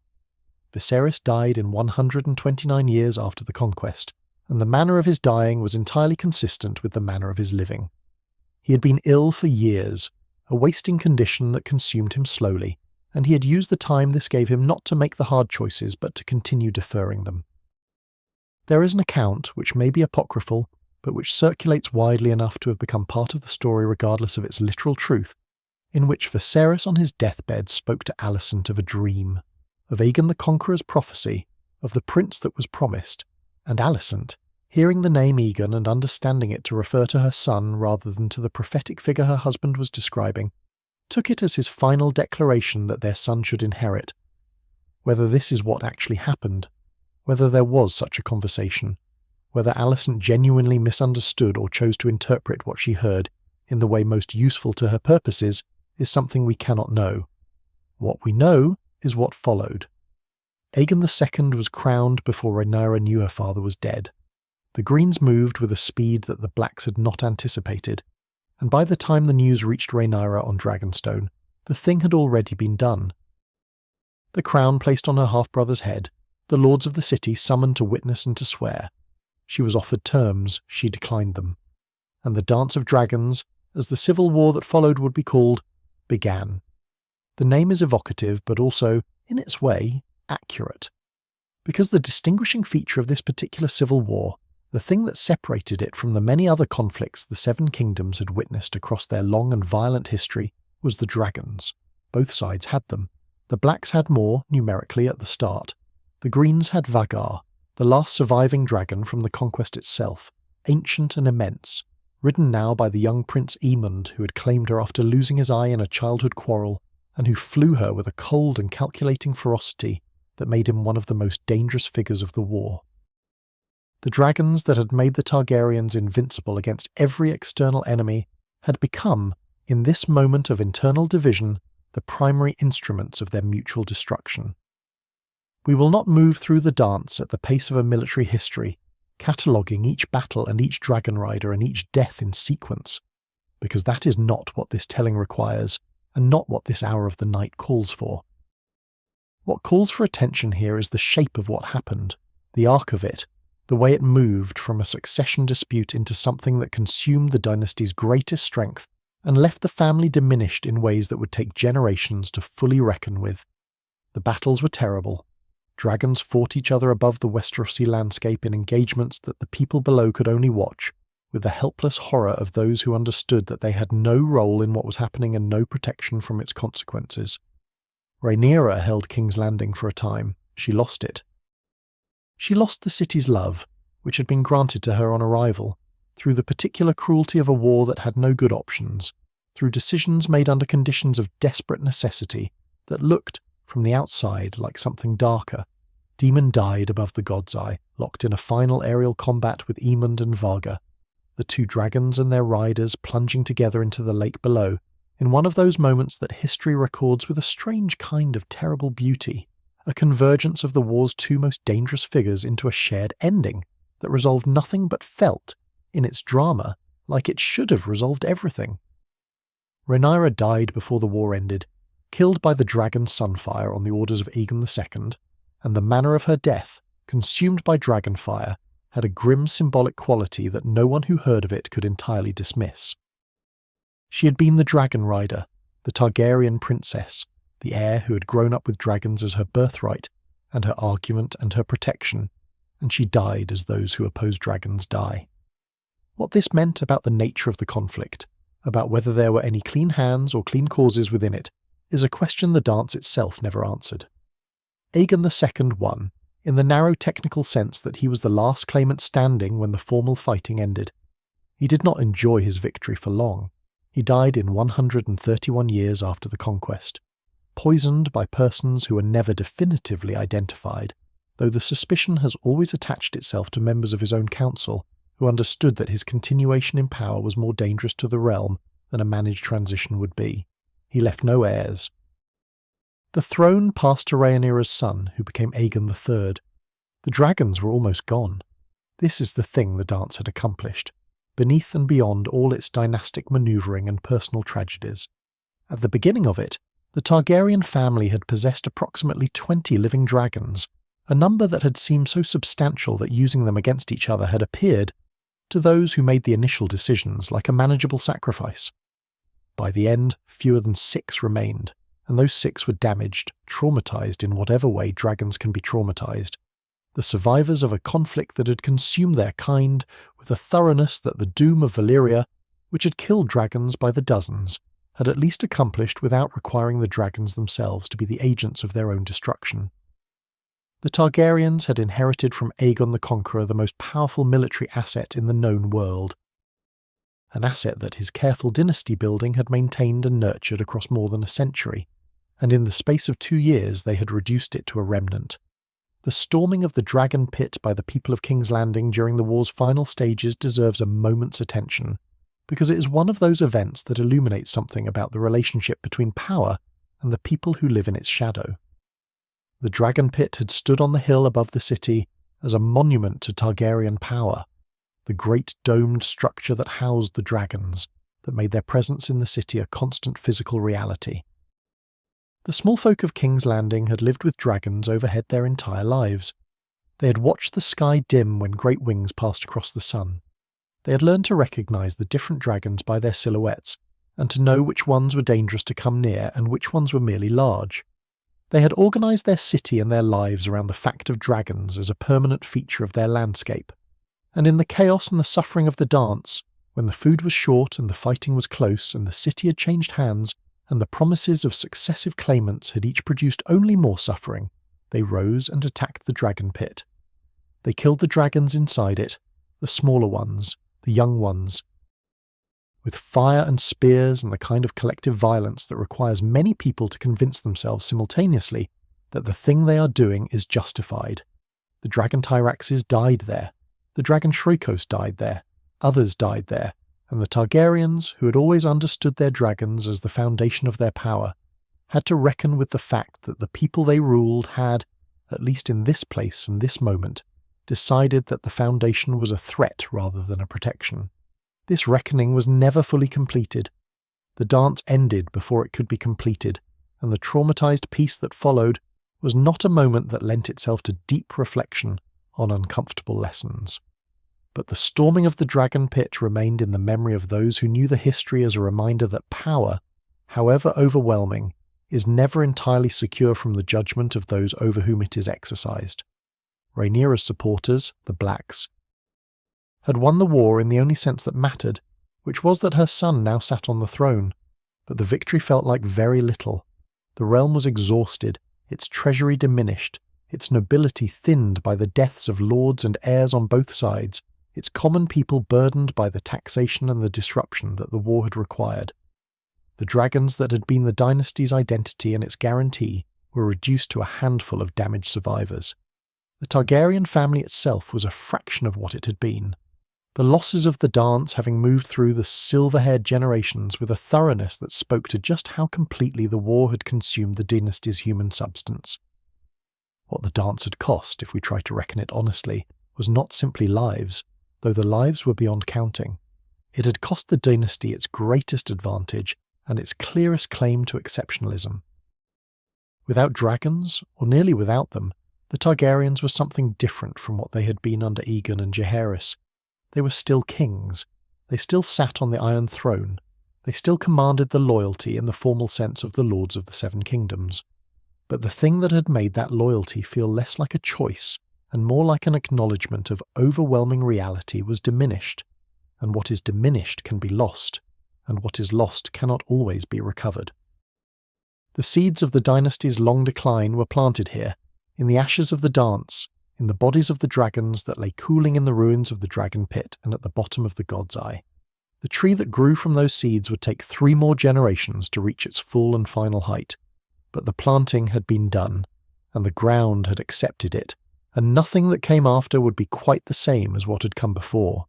Let this thought rest gently, as we have let all the others rest tonight. The fire has banked, the dragons sleep, those few that remain, and so, perhaps can you. The ashes of the dance settled slowly, the way the ashes of great fires always do, drifting down over everything, coating the surfaces of the world with a fine grey layer that took years to fully clear. And the boy who became king in those ashes, the child who had watched the war consume his family from the inside, carried those ashes with him in a way that shaped everything he did and everything he was for the rest of his very long and very melancholy reign. Aegon III was 6 years old when his mother Rhaenyra died. He had been present, or near enough to present when it happened, and the particular manner of her death, consumed by dragonfire at the command of her half-brother, had done something to him that the most careful and compassionate of his subsequent guardians were never entirely able to undo.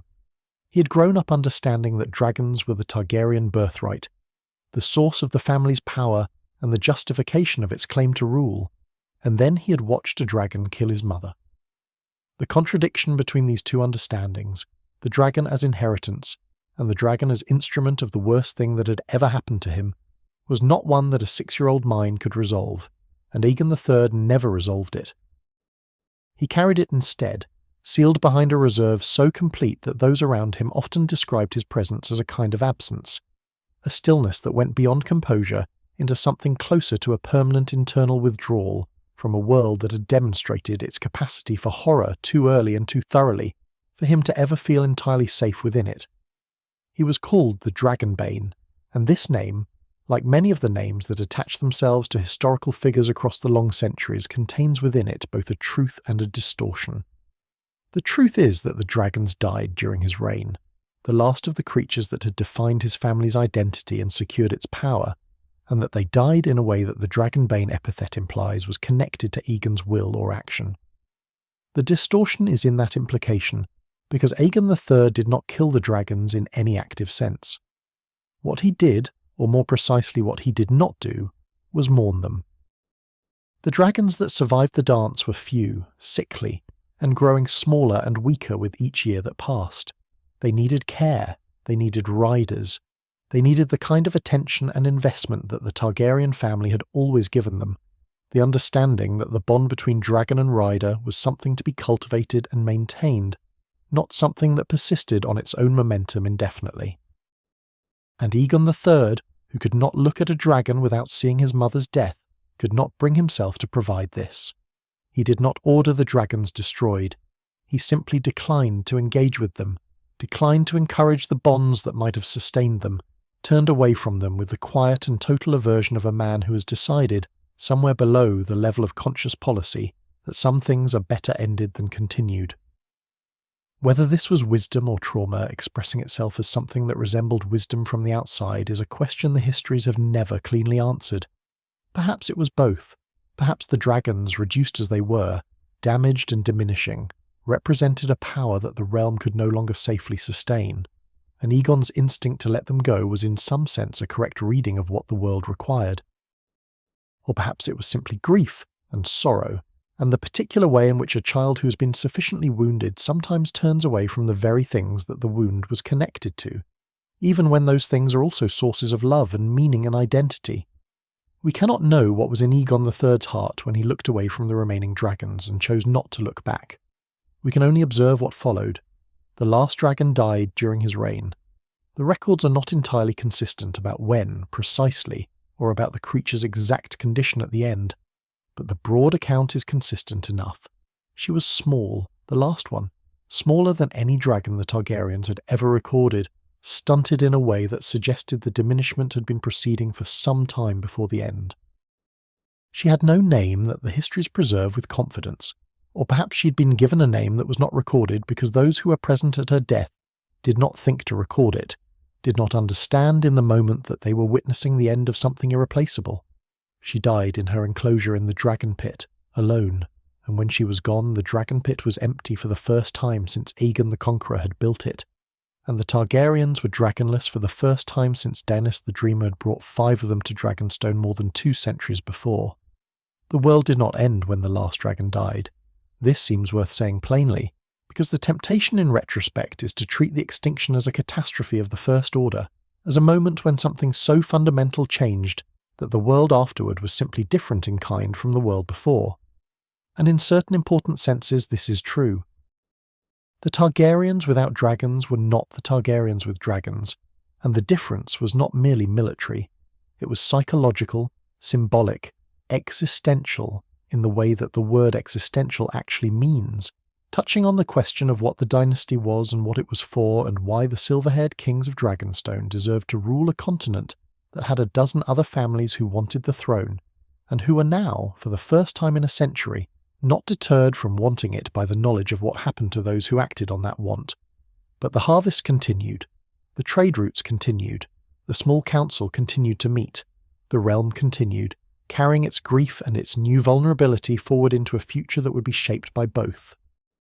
Aegon III reigned for 26 years after the Conquest 131st year, which is to say he died in 157 years after the Conquest, at the age of 36, which is not old at all, though those who knew him suggested that he had carried himself like an old man since childhood, since the dance, since the moment his mother died, and something essential in him decided that the world was a place to be endured rather than inhabited with any great enthusiasm.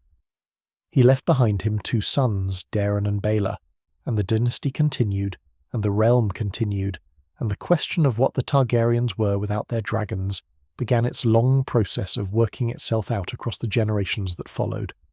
His son Daeron, who became the first of that name, was everything his father had not been in terms of outward temperament, where Aegon III had been still and withdrawn.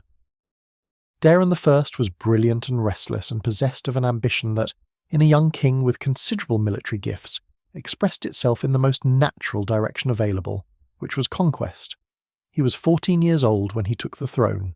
He was 18 when he conquered Dorne. This achievement, which was celebrated at the time with an enthusiasm that the subsequent history of the venture does rather significantly complicate, deserves to be understood in its context. Dorne had been the single failure of Aegon the Conqueror's campaign, the one kingdom that had successfully resisted even 3 dragons, the wound that had never entirely healed in the Targaryen story, the place where Rhaenys and Meraxes had died, and where the dream of a truly unified Westeros had been deferred for 150 years. Every Targaryen king since Aegon had known that Dorne remained outside the realm, a standing reminder that the conquest had been incomplete, that the 7 kingdoms were in fact 6 kingdoms, and a desert that declined to participate. For Daeron, young and brilliant and hungry for the kind of achievement that would define his reign, Dorne was the obvious objective. He planned the campaign with an intelligence that the maesters who analysed it afterward found genuinely impressive. He understood the mistakes that had been made before, the futility of chasing an enemy that refused to stand and fight, the way the Dornish landscape swallowed armies and starved them and broke their supply lines, and returned nothing useful in exchange for enormous expenditure of men and gold dragons. He devised a strategy that attempted to address these problems, a coordinated assault by land and sea, a campaign of occupation rather than mere military victory, an attempt to hold Dorne by establishing garrisons rather than simply sweeping through it with an army and then watching everything won dissolve back into the sand when the army left. He succeeded, in the narrow military sense, at the age of 18. The great castle of Sunspear fell to his forces. The Dornish lords, their conventional military options exhausted, formally submitted. Daeron I rode into Sunspear and accepted the surrender of the Prince of Dorne with the kind of ceremony that seemed to mark the completion of something his great ancestor had begun, the closing of a chapter that had been left open for a century and a half. He was young and brilliant and victorious, and he wrote a book about the campaign, The Conquest of Dorne, which survives in the Citadel's collection and which reveals a mind of genuine quality, a king who thought carefully about what he was doing and could articulate it with clarity and even elegance. He died in Dorne at 18. The submission had not been a submission in any sense that the Dornish themselves recognised as binding. The campaign of occupation that was supposed to hold what the military victory had won was met with exactly the kind of resistance that had defeated 3 dragons a century and a half before. The garrisons were attacked, the supply lines were cut, the Dornish melted into their deserts and their mountains and fought with the patient ferocity of a people who understood that time was on their side, that an occupying army far from home was a wasting asset, that every month of continued resistance was a month in which the cost of occupation climbed higher and the will to continue it diminished. Daeron I died in Dorne, killed in circumstances that the accounts describe variously as an ambush, and a treacherous violation of a parley and several other things, and with him died approximately 50,000 men, a number that the histories record with a flatness that speaks to the magnitude of the catastrophe. 50,000. More than died at the Field of Fire. More than died at most of the battles of the dance, all of them in a campaign against a kingdom that had been fighting this particular war for a century and a half and had not yet run out of patience. The Targaryens had attempted to complete Aegon's conquest by the method that had failed Aegon himself, which was the application of conventional military force against an enemy that refused to fight conventionally, and they had paid the same price Aegon had paid, and somewhat more. Dorne remained outside the realm. The great achievement of Daeron I's brief reign dissolved back into the sand, and the wound reopened, and the kingdom remained at 6. What followed Daeron was something that Westeros had not quite seen before in a Targaryen king, and that it would not see again in quite the same form, which is to say, a king whose primary mode of engagement with the world was spiritual rather than political or military. Baelor the Blessed, who was Daeron's younger brother, was a man of genuine and overwhelming religious conviction, and it is important to say this clearly at the outset because the temptation when discussing Baelor is to treat his sanctity as a kind of polite fiction covering something else, whether madness or political calculation or mere eccentricity. But the account suggests something more sincere than any of those interpretations. Baelor appears to have genuinely believed in the faith of the Seven with a totality and an immediacy that made the ordinary concerns of kingship, the taxation and the diplomacy, and the military policy and the careful management of noble egos feel not merely secondary, but actively irrelevant to the things that actually mattered. He fasted. He prayed. He walked barefoot on pilgrimage through the kingdoms. He forgave his enemies with a thoroughness and a consistency that his more pragmatic advisers found deeply alarming, and that the small folk who tend to have a particular affection for rulers who seem to operate from love rather than calculation found deeply endearing. He freed the man who had killed Daeron, which was a decision that nearly caused a crisis, but which Baelor refused to regard as anything other than the obvious expression of the principles he had always professed. He negotiated the return of a Targaryen hostage from Dorne, walking barefoot through the Boneway to accomplish this, encountering a nest of vipers that he is said to have walked through unharmed through divine protection, or through extraordinary luck depending on whether you share his theology. He began the construction of a great sept in King's Landing that would bear his name, the Great Sept of Baelor, which would stand on Visenya's Hill for centuries as one of the defining landmarks of the capital. And he imprisoned his sisters in what he called the Maiden Vault. This decision is the one that complicates any simple reading of Baelor as pure sanctity made flesh. His sisters, Dina and Rhaena and Elena, were young women of Targaryen blood who had the misfortune of being, in Baelor's estimation, too beautiful and too present a temptation to the men of the court, and possibly, though this is the part that the accounts handle with particular delicacy, to Baelor himself. He could not bring himself to marry them to other lords, because the Targaryen custom of keeping the bloodline pure still held, and he could not bring himself to marry any of them himself, because he had apparently decided that carnal relations of any kind were incompatible with the life of holiness he was pursuing, and so he placed them in comfortable confinement that was technically a place of honour and was practically a prison, and he fasted, and he prayed, and he continued to reign over a kingdom that had very mixed feelings about the whole arrangement. He died in 171 years after the conquest, of his fasting, which had by the end become so extreme that the maesters who attended him could do nothing except observe a man who had decided, at some level beyond the reach of medical intervention, that the body's needs were simply not the point. He left no heirs. He had annulled his marriage without consummating it, and had produced no children, which created a succession problem that was resolved by passing the throne to his cousin Viserys, who had been serving as his hand, and who became Viserys II, and who ruled for only a year before dying of natural causes, and passing the throne to his own son Aegon IV.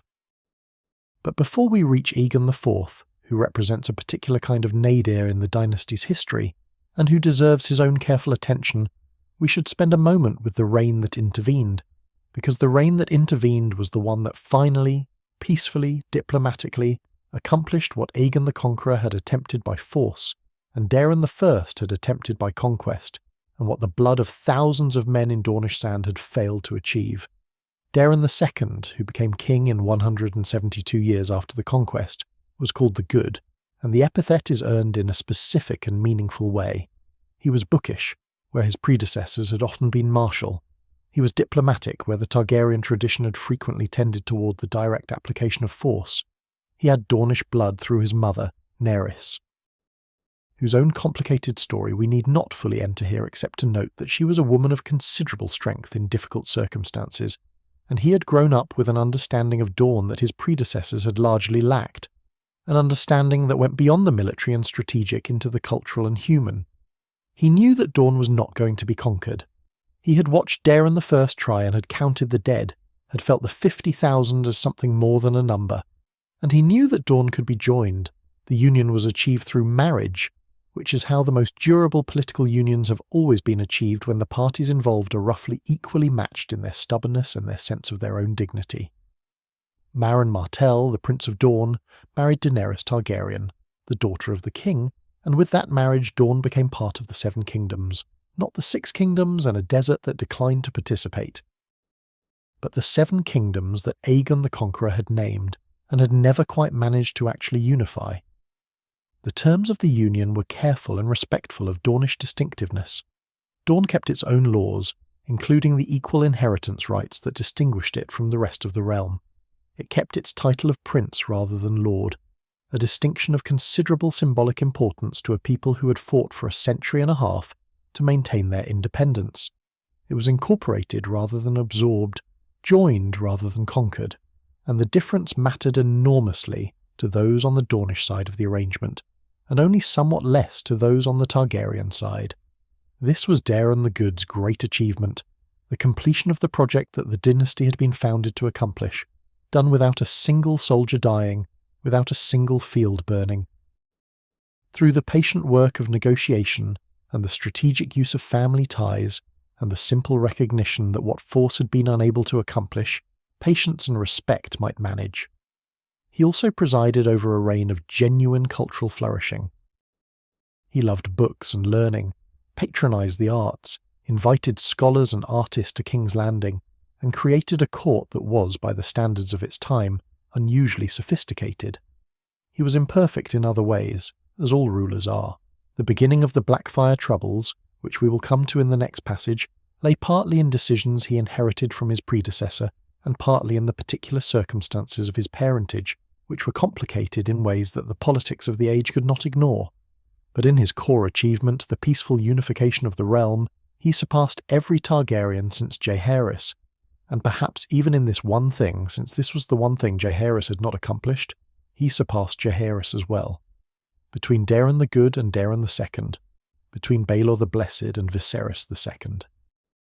We have moved across nearly 4 decades of a dynasty learning to be itself without the thing that had made it unique.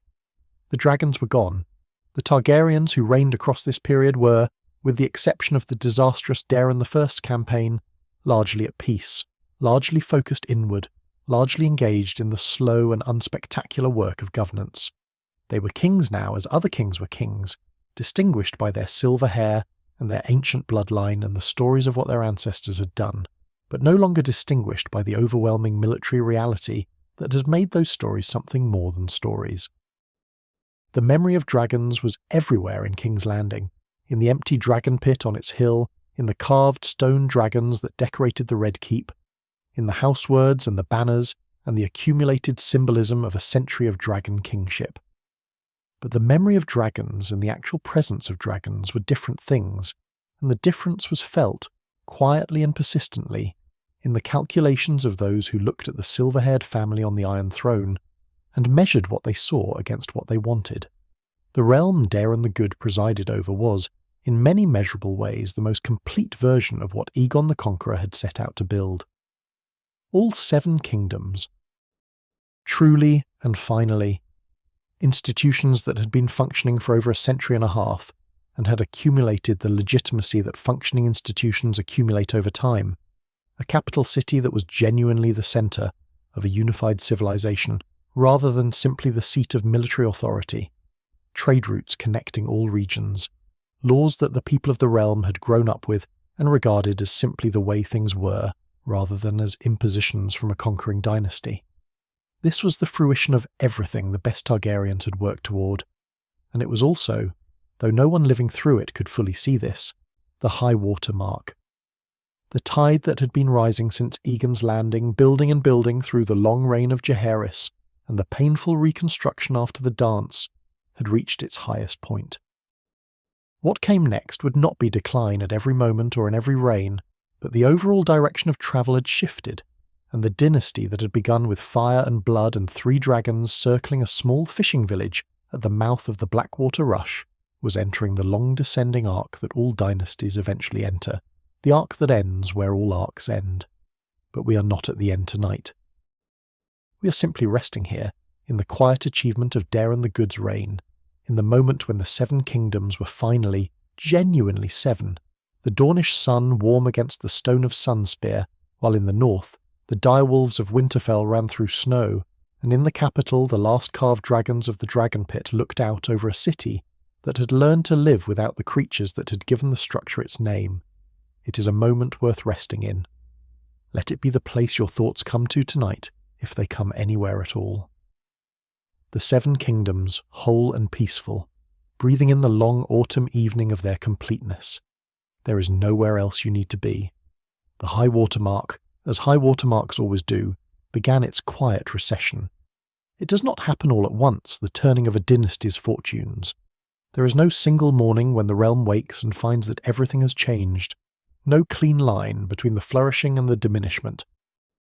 What there is instead is a gradual accumulation of smaller things, decisions made and not made, qualities present in one generation and absent in the next, the slow erosion that patient time works on everything, including the most carefully constructed political orders. Daeron the Good had given the realm its most complete form, had finally joined the 7 kingdoms into the thing that Aegon the Conqueror had named, but never quite finished building. And then Daeron the Good died, and the throne passed to his father's legacy, in a way that could not have been more precisely designed to undo what the careful and the wise had spent generations constructing. To understand what came next, we need to go back one step to the reign that preceded Daeron the Good, to the king whose decisions seeded the conflicts that would trouble the dynasty for 5 generations. Aegon IV, called the Unworthy, was the son of Viserys II and the father of Daeron the Good, and he represents something that dynasties occasionally produce and never survive without cost, which is a ruler who possesses all the outward attributes of kingship and none of the inward ones. He was intelligent. He was politically aware, in the sense that he understood the mechanics of power and could manipulate them when he chose to. He was possessed of the Targaryen presence, the silver hair and the commanding manner that centuries of dragon kingship had inscribed into the family's bearing, and he was, beneath and behind all of these things, profoundly and comprehensively selfish in a way that expressed itself across every dimension of his reign. He was gluttonous, in the literal sense, his body expanding across the years of his reign into a physical embodiment of excess that the chronicles describe with a directness that suggests his contemporaries found it both difficult to ignore and impossible to address.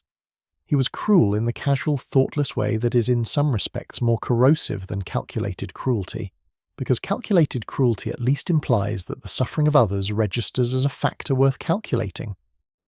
He took women as it suited him with a disregard for their preferences or their subsequent situations that produced, across the length of his reign, a considerable number of bastard children by a considerable number of mothers of varying social positions. He elevated his favourites and discarded them, He spent the treasury on pleasures and personal projects. He feuded, and they had grown up in various conditions of acknowledged or semi-acknowledged or entirely unacknowledged relationship to the crown. With a single act, a single declaration given the formal weight of royal decree, Aegon IV made them all legitimate, all equal in the eyes of the law to the children of properly contracted marriages, all possessed of whatever claims their Targaryen blood might support.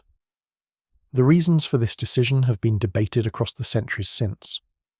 Spite toward his legitimate son Daeron seems a significant component, the final expression of a lifelong hostility made permanent and political at the last possible moment. Perhaps also genuine affection for some of the bastard children themselves, particularly for the eldest and most notable of them, a young man named Daemon who had been born to a woman named Daena Targaryen, who was herself the sister of Aegon IV, which meant that Daemon carried Targaryen blood from both parents and wore it in his silver hair and his pale eyes, and in the quality of his presence, which those who met him described with a consistency, suggesting that whatever his father's moral failings, the physical and charismatic inheritance had been generously distributed. Daemon had been given the sword Blackfire. This detail matters more than it might initially appear to, because Blackfire was not simply a very fine sword, though it was certainly that, a blade of Valyrian steel that had been carried by Aegon the Conqueror himself, one of the great treasures of the dynasty. It was a symbol of Targaryen legitimacy in the most direct and material sense, the sword that the Conqueror of the Seven Kingdoms had worn at his hip when he forged the realm. To give this sword to a bastard son rather than to the legitimate heir was an act of symbolic displacement that everyone who observed it understood perfectly. It was Aegon IV saying, in the language of objects rather than words, that this was the son he had chosen, whatever the law and custom said about the other one. Daemon Blackfire, as he became known, taking the sword's name as his own in a gesture that announced his intentions with admirable clarity, was by all accounts a remarkable young man. He was a gifted warrior, perhaps the finest of his generation, trained in arms from childhood and possessed of a natural aptitude that his training had refined into something close to art. He was charismatic in the way that certain people are charismatic, not through calculation but through an intrinsic quality of presence that made those around him want to be near him, and want to serve him, and want to believe that his cause was just.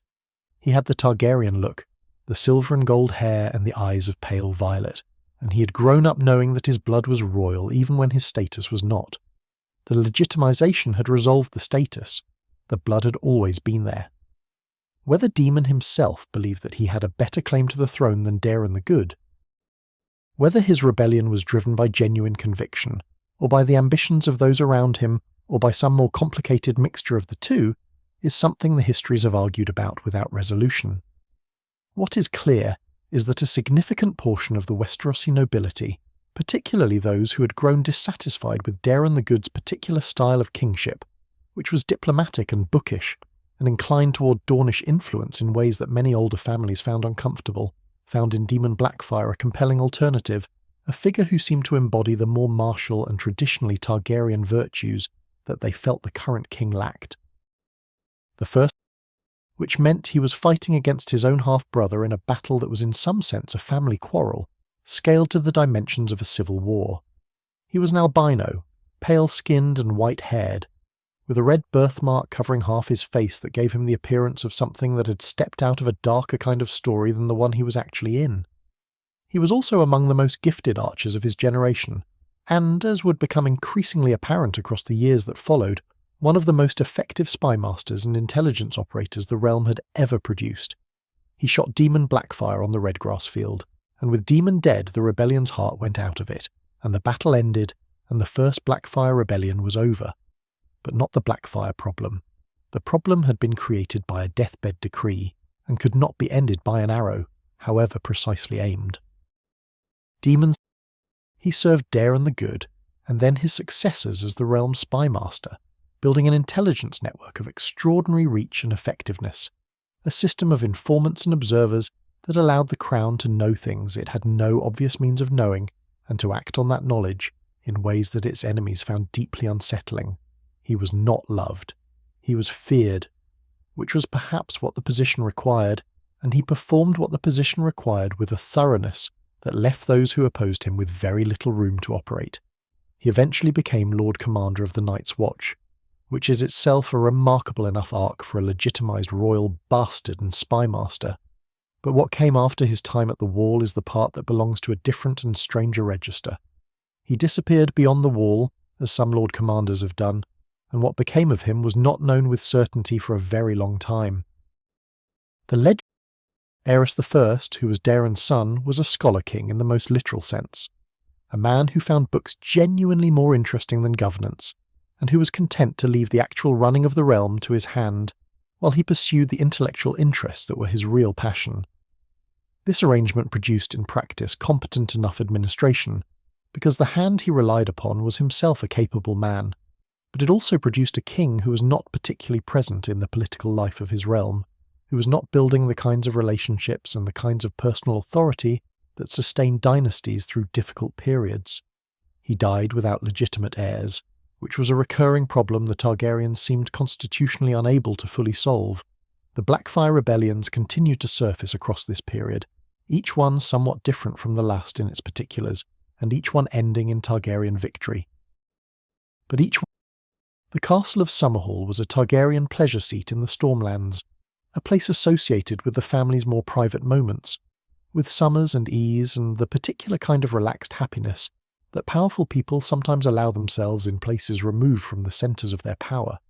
It was associated by the reign of Aegon V with something else as well, with the dream of dragons, with the persistent and apparently unquenchable Targaryen desire to have back what the dynasty had lost in the reign of Aegon III, to undo the extinction that had diminished the family so fundamentally, and to restore the quality that had made them unique. Aegon V, who was called Egg in his youth, was the Aegon of a different kind of story entirely. The young boy who had travelled the realm in disguise with a hedge knight named Duncan the Tall, and who had learned, through that unusual education, what the realm actually looked like from below. From the perspective of those without power and without dragons and without the cushion of wealth and privilege that separated most Targaryens from the consequences of the world they ruled. He had become, partly as a result of this education, a king with genuine reforming instincts, a king who actually cared about the small folk in a way that went beyond the ritual expressions of concern that kings were expected to offer, who tried to use the authority of the throne to improve the conditions of those at the bottom of the realm's social order. He had not been entirely successful. The nobility resisted his reforms with the tenacity that established interests always bring to the defence of their privileges, and the reality of governing a continent had forced compromises that had not always sat easily with the convictions he had brought to the throne. But the impulse had been genuine, and the effort had been real, and those who served him and knew him had generally regarded him with something warmer than the formal respect that kings typically received. He had spent years trying to hatch dragon eggs. The Targaryens had not lost their relationship with dragon eggs entirely, even after the extinction. Eggs, and a boy who would become Rhaegar Targaryen, the most celebrated prince of his generation, and one of the most consequential figures in the dynasty's final chapter. And somewhere in the chaos, it is said, the sound of a dragon's cry was heard, though whether this was the product of grief and smoke and overwrought witnesses or something more literal, something that speaks to what Aegon V's attempt had partially accomplished before it destroyed him, is not a question the record answers with any certainty. Summerhall remained a ruin after the fire. The Targaryens did not rebuild it. It stood as a reminder of what had been lost and what could not be recovered simply by wanting it back, however badly the wanting was, however sincere and however sustained. Rhaegar, who had been born there, was marked by it in ways that those who knew him described without always being able to fully articulate. He was drawn back to it, as people are sometimes drawn back to the places of their origin, even when those places are ruins. He played his harp there, alone, in the manner of a man paying respects to something that required respects, and did not admit of more ordinary forms of comfort. But Rhaegar belongs to the next chapter of this story, to the reign of his father, and to the catastrophe that his father's reign produced, and we will come to him soon enough. For now, let this middle period of the dynasty's history settle into the shape it actually has, which is not a simple arc of decline, but something more complicated and more human. There are genuine achievements in this period, real and lasting ones. There are genuine failures, and they are real and lasting too. There are figures of genuine quality, and figures of genuine destructiveness, and they coexist in the way that things coexist in actual history, without the narrative neatness that retrospective telling sometimes imposes. The thread held as threads sometimes do for one more generation, and then it did not hold anymore. There is a particular kind of tragedy that attaches itself to reigns that begin well, that open with genuine promise and the reasonable expectation of good things, and that end in ruin. The tragedy is not simply in the ruin itself, which would be bad enough on its own terms, but in the distance between what was and what became, in the long arc of deterioration that forces those watching to keep revising downward their understanding of how far a thing can fall. We have seen something of this pattern already in the Targaryen story, in Aenys and in Aegon the Unworthy, but those cases, for all their damage, were contained within reigns that the dynasty survived and recovered from. What we are approaching now is something different in scale and in consequence. What we are approaching is the end. Aerys II was 19 years old when he became king, in 262 years after the Conquest, and the young man who sat down on the Iron Throne in that year was, by the accounts of those who were present for the beginning of his reign, genuinely impressive. He was handsome, in the Targaryen manner, with the silver gold hair and the violet eyes that had distinguished the family across the centuries. He was energetic and enthusiastic and possessed of ideas about what his reign might accomplish, ideas that were not entirely without merit, ideas about reforming the realm's finances and strengthening the relationships between the crown and the great houses, and doing the kind of institutional maintenance that long periods of uneven kingship had allowed to fall into disrepair. He was young enough to be hopeful and confident enough to believe that the distance between intention and achievement was manageable. He had, too, what seemed at the time like an extraordinary advantage, which was the friendship and the counsel of Tywin Lannister. Tywin was the Lord of Casterly Rock, the head of the wealthiest house in Westeros, and he was, by any honest assessment, one of the most capable administrators and political operators the Seven Kingdoms had produced in several generations. He was not warm, he was not the kind of man who inspired affection, and he did not appear to want affection, or at least had organised his personality in a way that made affection beside the point. What he inspired was respect and a kind of awe that was not entirely separate from fear, because his competence was of the variety that makes those around it feel the fragility of their own. He had grown up with Aerys, had been his close companion in their youth, and when Aerys became king he appointed Tywin as his hand, which was the most consequential appointment a king could make, and for the first decade or so of his reign the partnership produced something that looked, from the outside, like a genuinely functional government. The realm's finances improved under Tywin's management. The administration tightened. The decisions of the small council became more coherent and more consistently implemented. The great houses were managed with a firmness that kept the chronic tendency toward regional independence in check, without provoking the kind of open resentment that cruder applications of central authority typically generated. Those who observed the partnership from a careful distance sometimes noted, with a caution born of knowing how dangerous such observations could be if overheard, that the realm appeared to be governed by Tywin, while Aerys provided the formal authority that Tywin's governance required. This was not an unfair observation, and it was not entirely comfortable for either of the men it described, because Aerys was watching too. He was watching Tywin's effectiveness with an attention that had, over the years, curdled from admiration into something more complicated. A king who observes a subject who governs better than he does is faced with a choice, and the choice reveals a great deal about the king's character. The generous and the secure choose gratitude and partnership, and the wisdom to deploy exceptional talent rather than resent it. The insecure and the proud choose something else. Aerys, as the years of his reign accumulated and as the qualities in his character that had been present from the beginning but had been manageable when he was young and hopeful, began to express themselves more fully, chose something else. There was also the matter of Joanna Lannister, Tywin's wife, whom Aerys had apparently loved before her marriage, and whose transfer of her affections to his closest friend, and now most powerful subject, had left a residue in Aerys that was never entirely processed. This is the kind of detail that the histories record with delicacy, because the emotional lives of kings are both enormously consequential and enormously resistant to clean documentation, and because the connection between Aerys's feelings about Joanna Lannister and his eventual attitude toward Tywin involves a chain of psychological causation that cannot be established with the precision of a legal argument. But those who knew both men and observed their relationship over the years suggested that the friendship, which had been genuine at the beginning, was gradually undermined by a complex of feelings on Aerys's side that included resentment of Tywin's competence, jealousy of Tywin's marriage, and the specific wounded pride of a man who had chosen to rely on someone, and who found that reliance increasingly intolerable as evidence accumulated that the reliance was justified. The breaking point, or rather the first breaking point, because there would be others, came in 277 years after the Conquest, in a place called Duskendale. A minor lord, Dennis Darklyn of Duskendale, had been petitioning the Crown for a town charter. For the formal legal recognition of certain rights and privileges for his town that would have economic consequences the Lord considered significant. The petition had been moving through the administrative machinery, with the slowness that such petitions typically moved, and Darklyn had grown impatient and then aggrieved and then, taking counsel from his wife, who appears to have had strong opinions about the matter and about the Targaryens more generally, desperate, when Aerys came to Duskendale in response to an invitation that in retrospect reads as obviously a trap. Darklyn took him prisoner. The King of the Seven Kingdoms was held captive in Duskendale for 6 months. 6 months.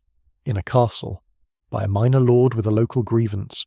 The indignity of it was staggering by any standard, and the effect on Aerys, who had entered the captivity as a man with problems and emerged from it as something fundamentally different, cannot be overstated. He had spent 6 months in a cell, or something like a cell, with his life genuinely at risk, with no certainty of rescue or release, with whatever fears and humiliations and psychological damage that prolonged captivity under threat of death, produces in a mind that was already, before Duskendale, not entirely stable. The man who was eventually freed when a Kingsguard knight named Barristan Selmy went into Duskendale alone and brought him out, the man who rode away from that town having ordered its lord and lord's family executed, was not the same man who had ridden in. What Duskendale did to Aerys was not simple madness, not the sudden appearance of a condition that had been entirely absent before. It was more like a key turning in a lock that had always been there. The paranoia that would come to define his later reign, the conviction that those around him were plotting against him, that the walls of his own castle contained his enemies, that the people who served him and counselled him were working against his interests and perhaps his life. These things had roots that preceded Duskendale. But Duskendale watered those roots with 6 months of genuine, non-delusional, actually occurring threat to his life, and what grew from them afterward was something that the careful and the loyal and the long-suffering members of his court spent the remaining years of his reign attempting to manage and failing, increasingly, to contain. His relationship with fire deepened. This is the element of Aerys's later reign that the histories find most difficult to discuss, without either sensationalizing it or failing to convey its genuine horror. He became fascinated with wildfire, which was a substance produced by the pyromancers of the Alchemists' Guild, a viscous green liquid that burned with extreme heat and that could not be extinguished by water. He commissioned the guild to produce it in increasing quantities. He attended executions with an engagement that went beyond the formal royal witnessing of justice into something that suggested to those who observed him closely that the burning was the point rather than a regrettable necessity. Lords who displeased him were burned. Servants who were suspected of disloyalty were burned. The smell of smoke and the sound of screaming became features of the Red Keep, in ways that those who served there could not entirely abstract from their daily experience of the place. His queen, Rhaella, suffered in ways that the records approach only obliquely, because the nature of what she suffered was not the kind of thing that scribes and chroniclers were in the habit of documenting directly, but which the physical evidence of her pregnancies and their outcomes, and the accounts of those who attended her, makes sufficiently clear. She bore many children. Most did not survive infancy.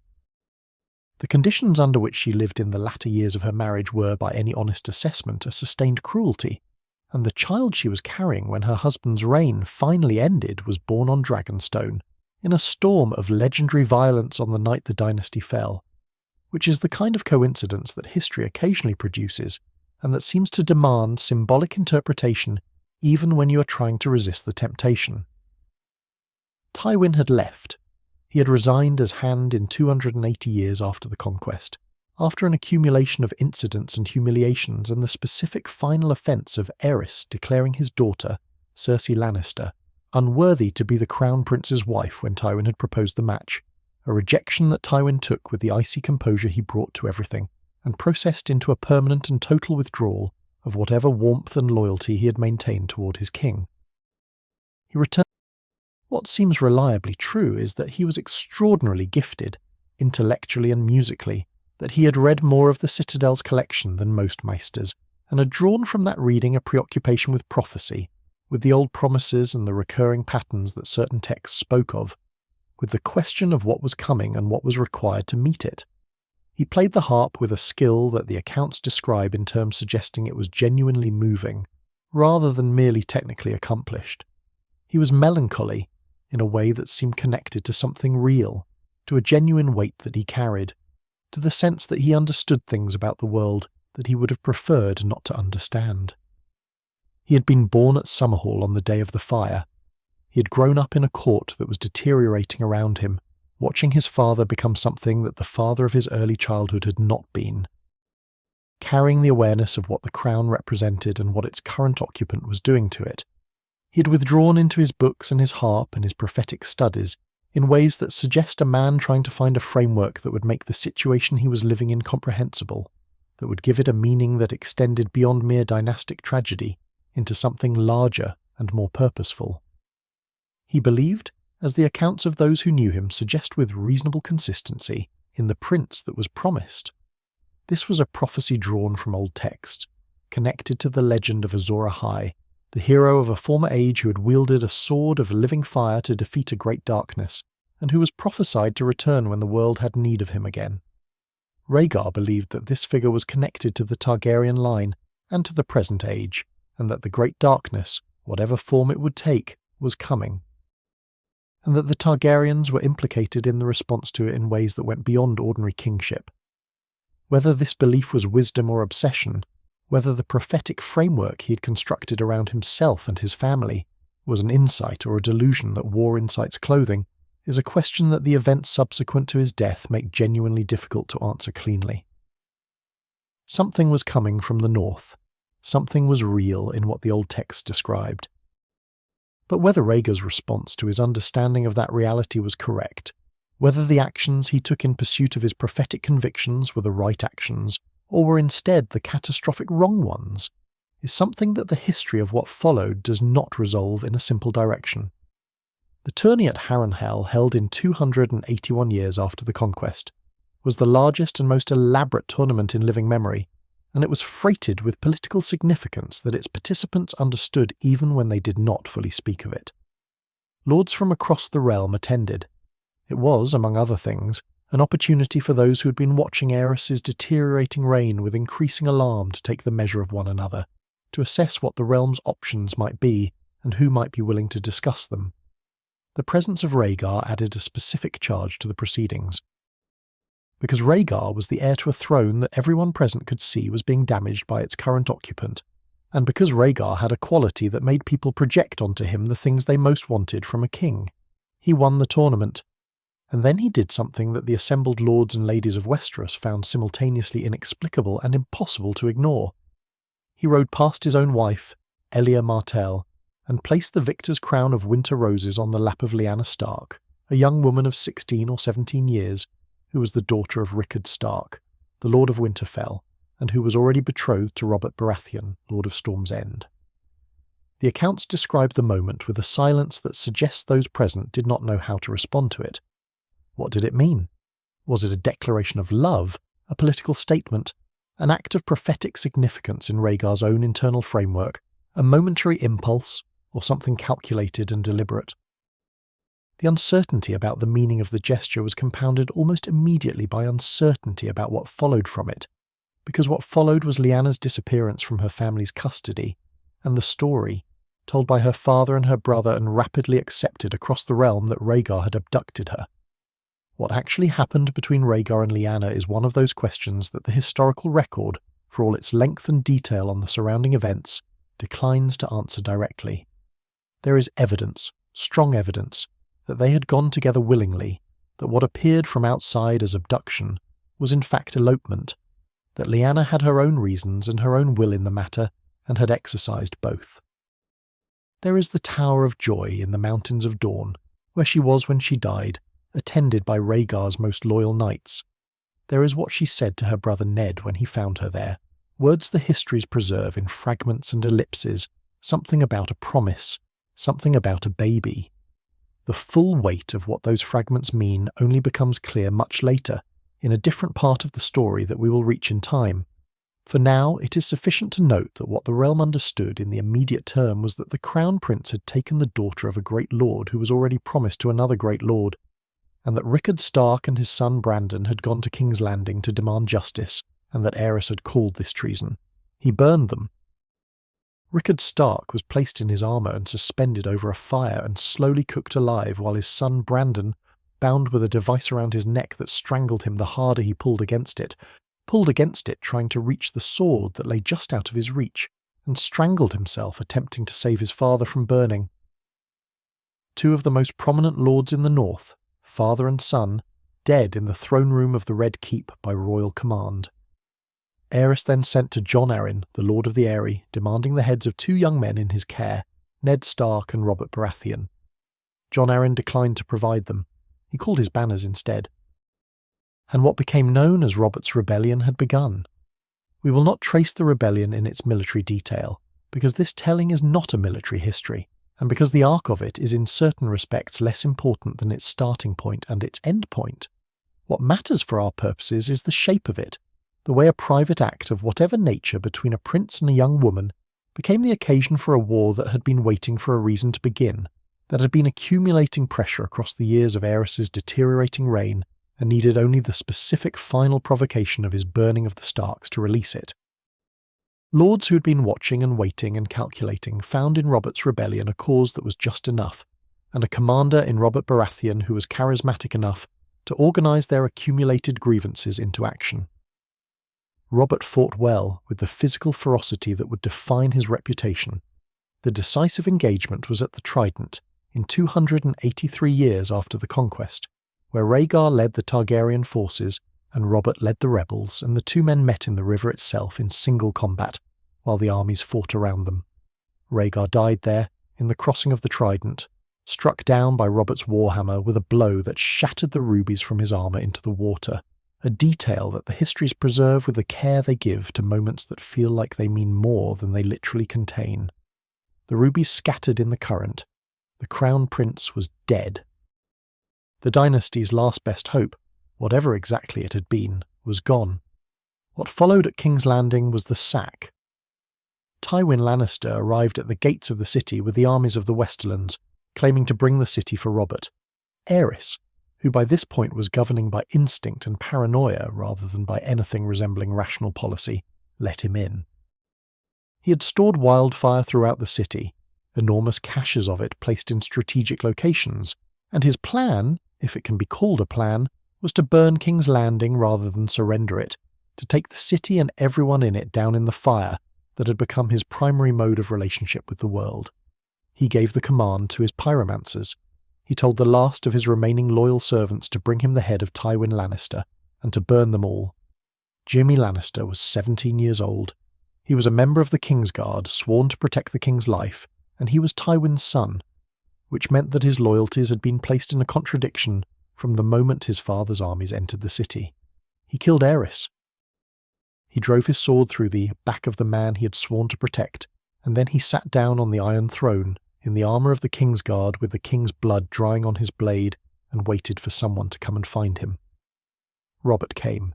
Ned Stark came, and what they found was a 17-year-old boy sitting on a throne made from the swords of the conquered, in a room that smelled of smoke and blood, having just killed the king he was sworn to die for in order to prevent a massacre of the city those around him were fighting to capture. The name they gave him was Kingslayer, and he would carry it for the rest of his life, which is one of the quieter cruelties in a story that contains a considerable number of cruelties, that the thing he had done to save hundreds of thousands of lives was rendered permanently by that name into something shameful. Because the only witnesses to the full truth of what he had prevented were either dead or unwilling to speak of it in the terms that would have made its meaning clear. On Dragonstone, in that same night or close to it, In a storm of legendary proportions, Rhaella Targaryen died giving birth to a daughter. The child was named Daenerys. The maester who attended her wrapped her and gave her to the servants and arranged for her to be taken off the island before the forces of the new king could arrive. She went east, across the narrow sea, into an exile that her older brother Viserys was already inhabiting, and that she would inhabit alongside him for a long time before she found her own way out of it and back. The dynasty had ended. 300 years, give or take, from Aegon's landing to the sack of King's Landing. 300 years of silver-haired kings on an uncomfortable throne in a city that had not existed until they built it. 300 years of fire and blood. In the full range of things that phrase could mean, the fire of creation and the fire of destruction, the blood of conquest and the blood of family and the blood of those who had the misfortune to be standing near power when it came apart. The last Targaryen king was dead on the floor of the throne room he had tried to burn.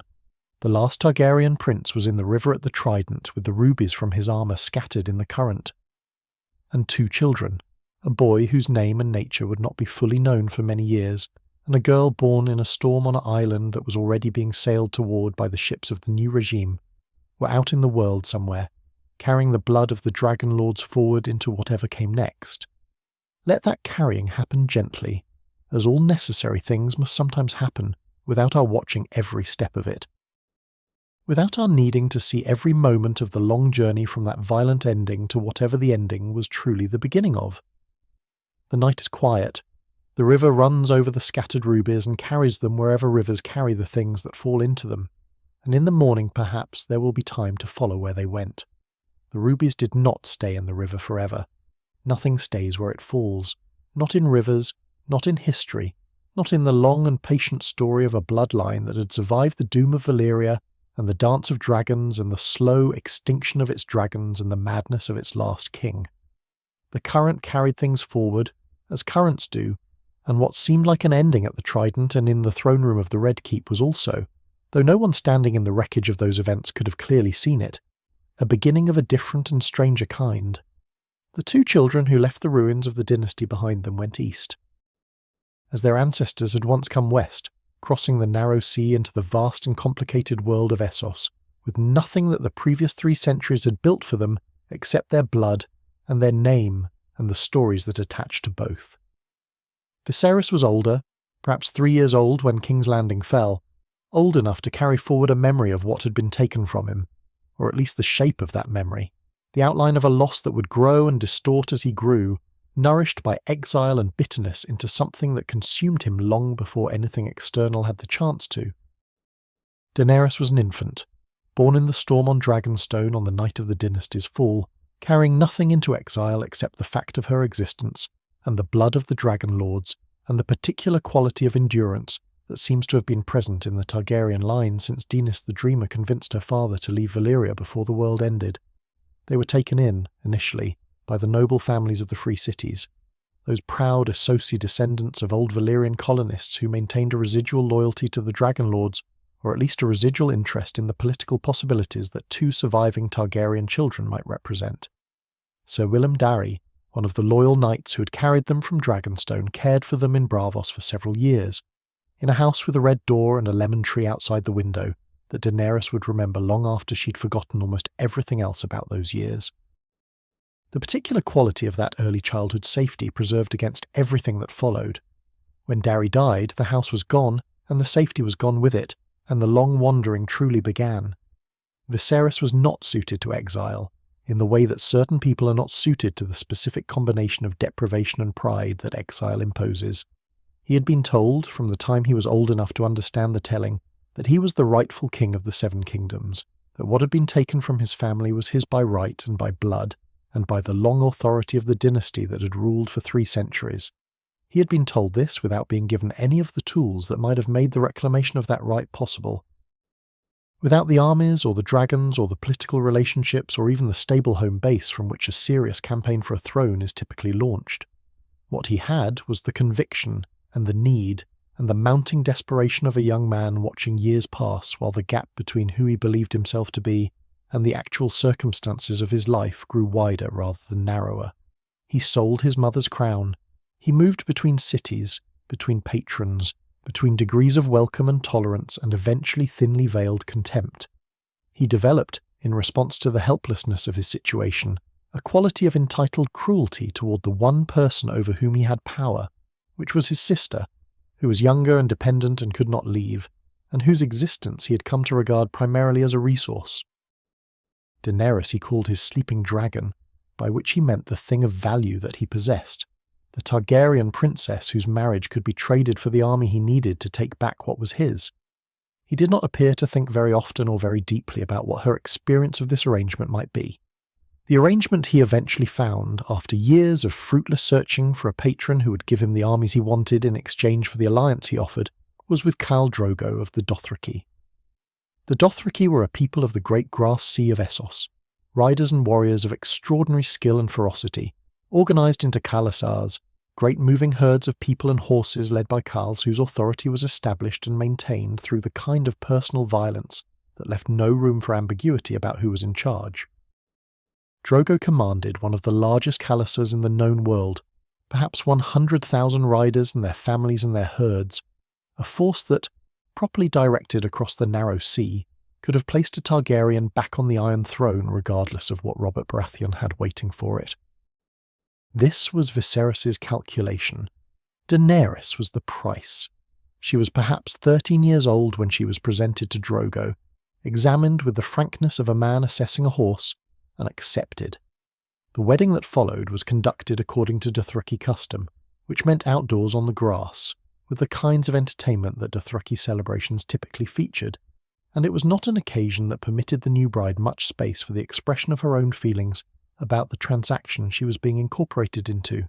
She had been given, along with a marriage she had not chosen, 3 dragon eggs, old and mineralized, their surfaces like polished stone, treasures from the Targaryen collection that had survived the dynasty's fall and the long years of exile and that now passed to her as a wedding gift, beautiful objects that were also, perhaps, extinct ones.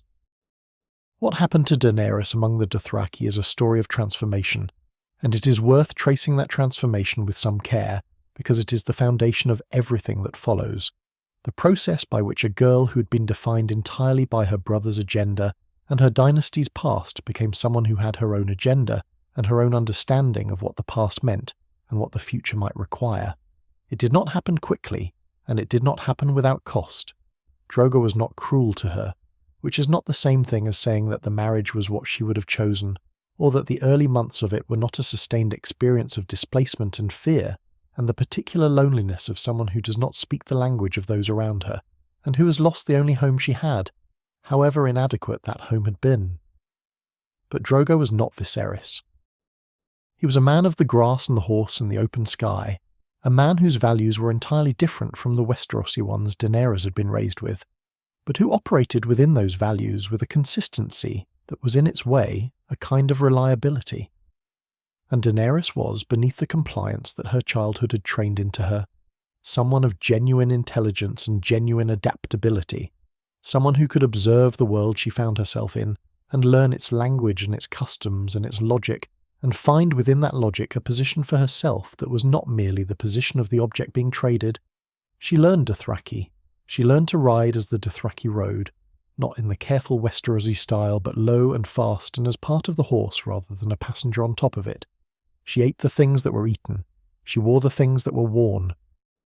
She watched, and she listened, and she began, carefully and without drawing too much attention to what she was doing, to build the kind of relationships with the women of the Khalasar, the handmaidens and the Doshkalin, and the various figures who moved through the interior life of the moving city, that gave her information and connection, and a degree of agency that no one who thought of her primarily as a transaction had anticipated she would develop.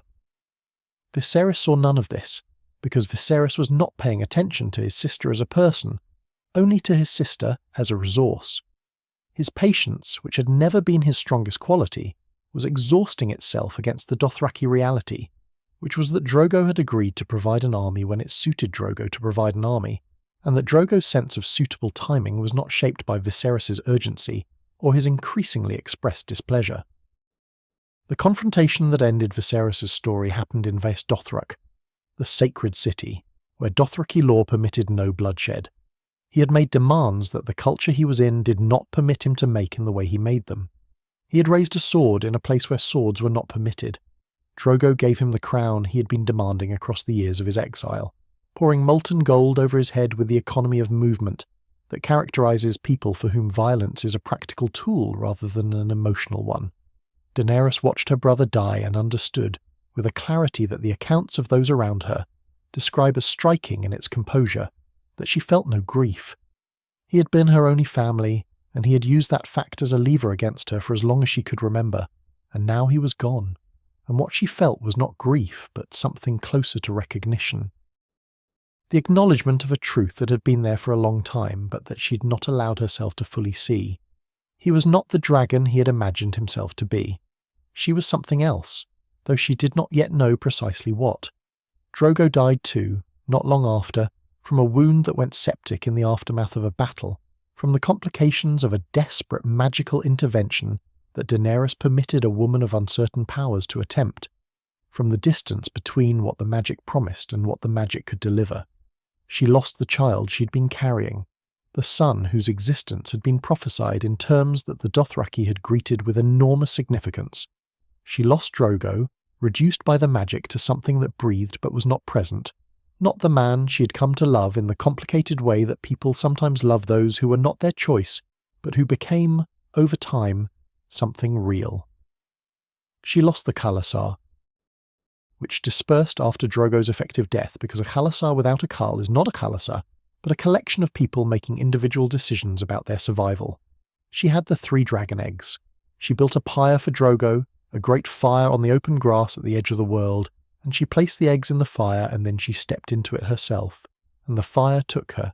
And in the morning, when the fire had burned down to ash and the sky had begun to lighten, those who had stayed watched something emerge from what remained. 3 dragons, small as cats in those first hours, black and green and cream and gold, crawling over the ash and the bones and calling in voices that no one alive had heard before, the sound that dragons make when they are newly in the world and still deciding what the world is. The return of the dragons to the world is the kind of moment that resists conventional description, because it is simultaneously a very specific event. A woman and a fire and 3 small creatures on a morning somewhere in the Essos grasslands, and a fulfillment of something that had been building for over 150 years, since the last stunted dragon had died in the empty dragon pit, and the Targaryens had become a dynasty without the thing that had defined them. Daenys the Dreamer had brought 5 dragons to Dragonstone before the Doom. Aegon the Conqueror had brought 3 of them west to remake the world. Aegon III had watched the last of them die and turned away from what he could not bear to see. Aegon V had tried to bring them back and died in the attempt at Summerhall, and now, on a morning in the grass sea of Essos, Daenerys Targaryen had walked into a fire and come out with dragons. She named them for the dead. Drogon for Khal Drogo, black and fierce and the largest from the beginning, the one who would grow to a scale that the histories describing him reach for comparisons to Balerion the Black Dread. Rhaegal for Rhaegar her brother, green bronze and somewhat gentler in temperament, named for the man who had died in the Trident before she was born, and whom she had known only as a name in the stories Viserys told.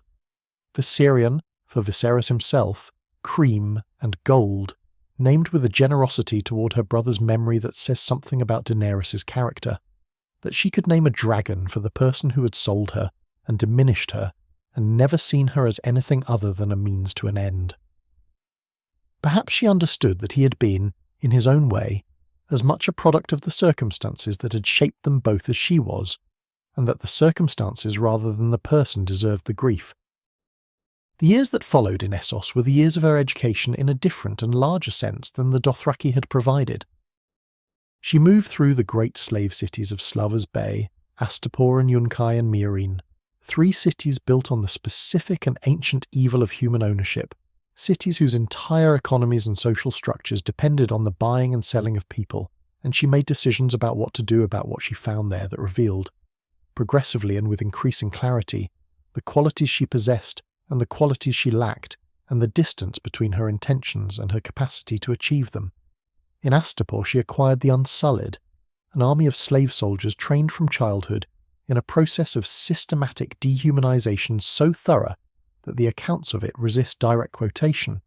She paid the price that was asked for them, and then she gave them the order to kill their former masters, and then she freed them, and the Unsullied followed her afterward not because they were compelled to, but because they chose to.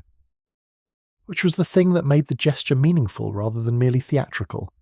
The dragon Drogon helped with the mechanics of what happened in Astapor, which is a way of saying that fire helped, as fire had so often helped the Targaryens when the alternatives were exhausted.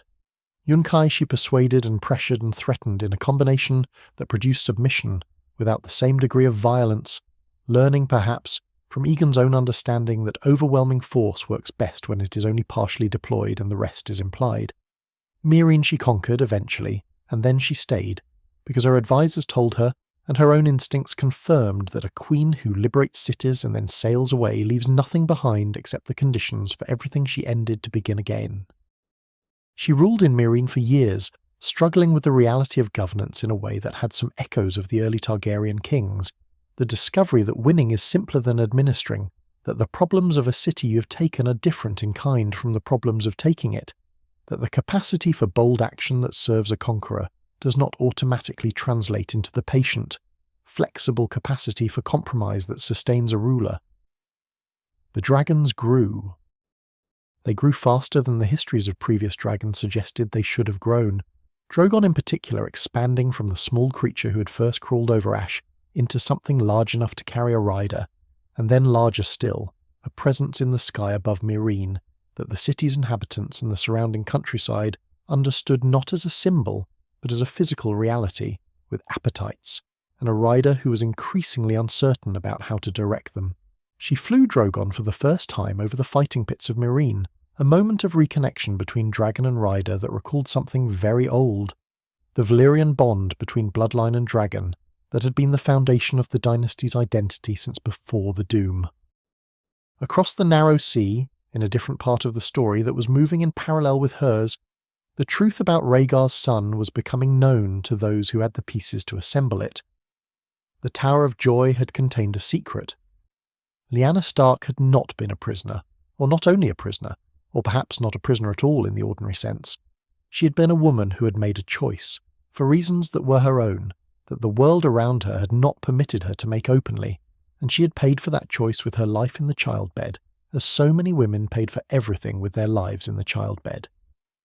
Before she died, she had asked her brother Ned for a promise, and the promise was about the baby she had just produced, the boy she had named Aegon, the son of Rhaegar Targaryen and Lyanna Stark. The blood of the dragon and the blood of winter joined in a single child who was, by the rules of legitimate succession, the true heir to the Iron Throne that his grandfather's madness had caused to pass to someone else entirely. Ned Stark had taken the boy home and told no one, and raised him as his bastard son Jon Snow in the grey halls of Winterfell among the children of his legitimate marriage, hiding the truth in plain sight beneath the story of an honourable man's single dishonour.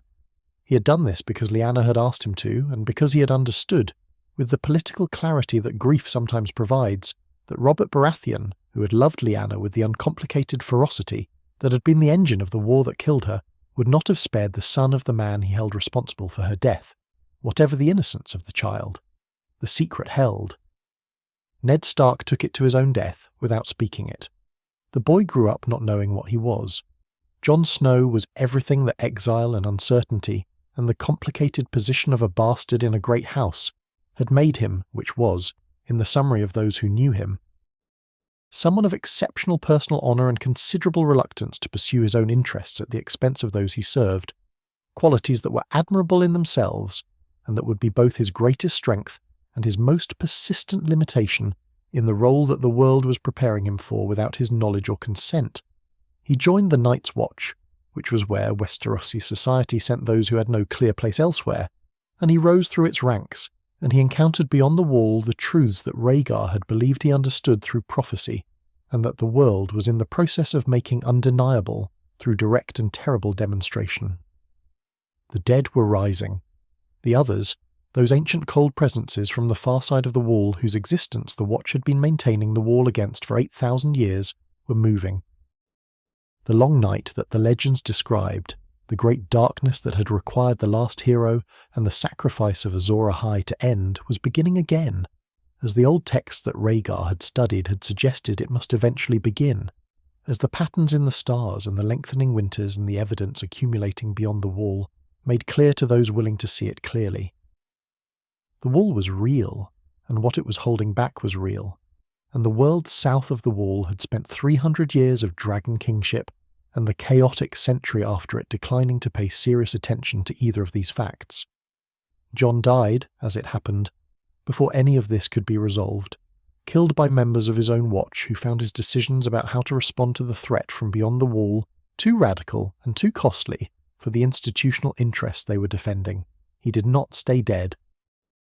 The Lord of Light, or whatever the truth behind that religion actually was, had purposes for him that his death did not terminate, and he was returned to life by a red priestess named Melisandre, whose own understanding of what she was doing and why was more partial and more complicated than her confidence in it suggested.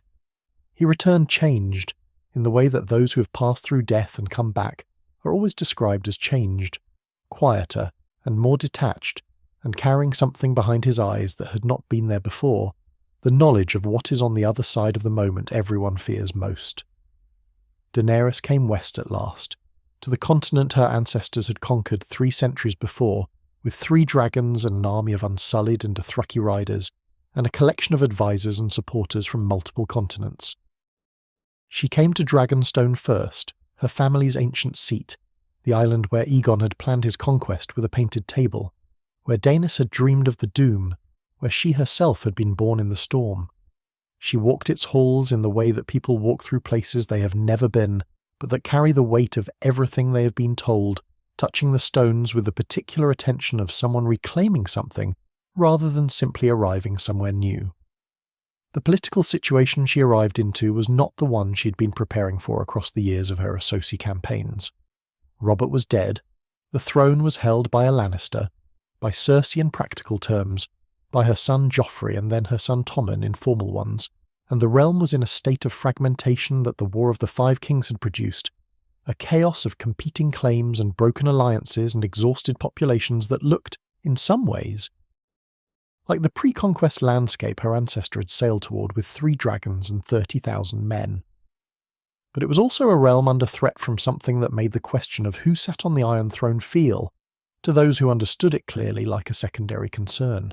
She met Jon Snow. He came to Dragonstone to ask for her help, for the dragon glass that the island's mines contained, and that was one of the materials that could kill the dead, and also for her dragons and her armies, for the overwhelming force that was the only thing that might make a difference against what was coming. Their first meeting was not without friction.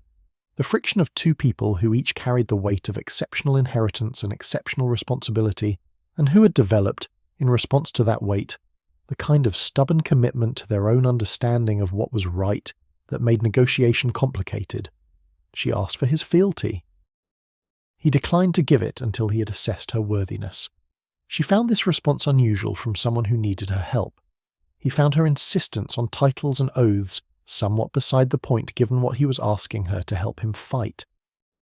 The truth about his parentage was discovered, confirmed by the intersection of Bran Stark's strange new abilities and the records that Sam Tarly had found in the Citadel, pieced together from fragments and witnesses and the cold logic of what had actually happened at the Tower of Joy.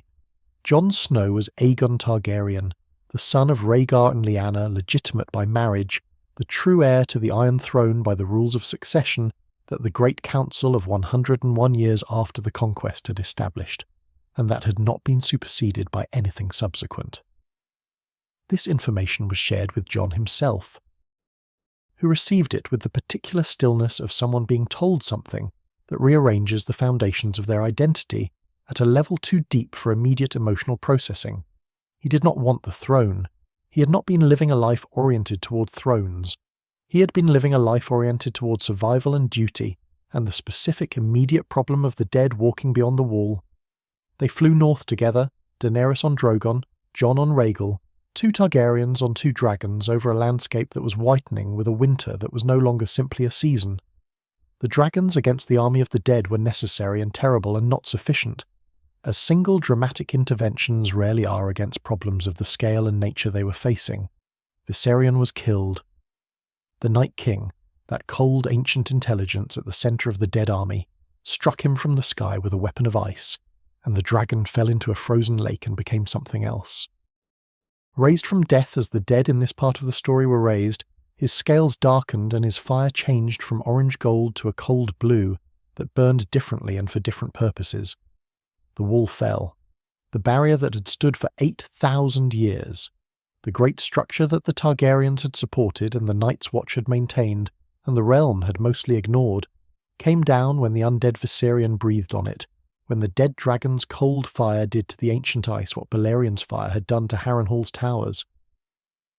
The army of the dead came south.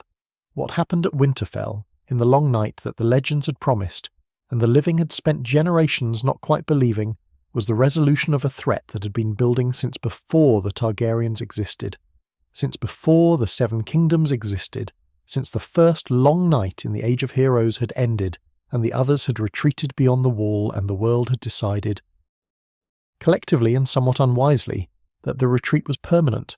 It was not Daenerys and her remaining dragons who ended it, though they were present and they fought, and their presence mattered. It was Arya Stark who ended it, moving through the dark with the particular skills of her particular education, a blade of Valyrian steel and the knowledge of how to use it, and the specific quality of someone who had decided very early in her life, and very completely, that she would not allow the world to determine what she was capable of.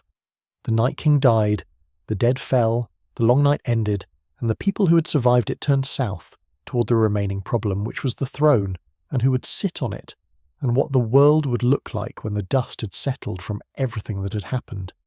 They turned south, carrying everything they had brought to Winterfell with them, all the relationships and the wounds and the knowledge and the secrets and the love and the fear.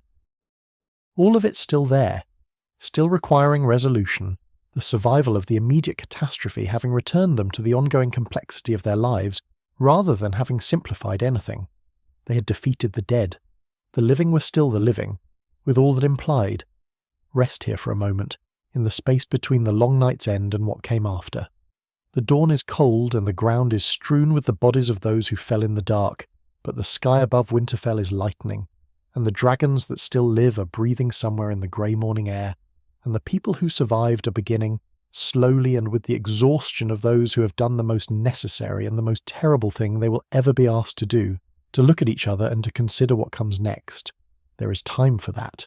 There is time for what comes next. But for now, in this hour, let the dawn simply be the dawn. The dawn at Winterfell gave way to morning, and morning gave way to the necessity of what came next, and what came next was the march south toward a city that had not yet burned, toward a throne that was still standing, toward all the unresolved questions that the long night had suspended but not answered. The living had defeated the dead, which was the most important thing, the thing that made all other things possible, and yet the doing of it had not simplified the world, or clarified its politics, or resolved the tensions that had been accumulating across the years of war and loss, and the particular pressure that extraordinary circumstances place on ordinary human relationships. The survivors of Winterfell carried south everything they had brought north with them, and some things they had acquired in the dark, and the journey toward King's Landing was also a journey toward whatever the story had been building toward all along, toward the convergence of everything the Targaryen dynasty had been across 3 centuries, into a final reckoning with what it meant and what it cost and what, in the end, it left behind. Daenerys had lost Jorah Mormont at Winterfell, her oldest and most devoted counsellor, the man who had been her protector and her guide and her most consistent companion across the long years of exile and campaigning, who had died in the battle against the dead in the manner that suited him best, which was standing between harm and the person he had dedicated himself to protecting. His death was one loss among many that night, but it was a particular loss, the removal of a voice that had always been willing to say the difficult thing, to introduce the complicating consideration, to stand between Daenerys and her own most dangerous impulses, not with opposition, but with the gentler friction of genuine care. He was not replaced. The counsel she received after Winterfell was thinner, more deferential, more shaped by what those offering it believed she wanted to hear, rather than what she needed to hear, and this thinning of counsel in the approach to the hardest decision she would face was not incidental to what followed. Rhaegal died on the approach to Dragonstone. Euron Greyjoy's fleet, armed with the great scorpion weapons that had been prepared specifically for the purpose of killing dragons, struck him from the sky over the waters near Dragonstone with a precision that the histories of anti-dragon weaponry would record as among the most effective deployments of such weapons since the Dornish scorpion had killed Meraxes over 1,000 years before. He fell into the sea. The dragon named for Rhaegar, green and bronze, the one that Jon had ridden north to the Wall and that had carried 2 Targaryens over a landscape of ice and dead, was gone, and with him another thread connecting Daenerys to the future she'd been building toward, another companion in the specific category of those who could not be replaced. Missandei died on the walls of King's Landing, executed at Cersei Lannister's command as a demonstration of resolve, as a message about the costs of what was being proposed. Her final word to Daenerys called out across the water between them, a word in High Valyrian that meant freedom, and that was also, depending on how you heard it, an instruction and a release and a goodbye all at once. The accounts of those present described Daenerys receiving this in a silence that was not the silence of someone who has not understood, but the silence of someone who has understood completely, and is in the process of deciding what that understanding requires. She was very nearly alone by the time King's Landing came into view from Drogon's back. Not literally alone, because the armies were still present.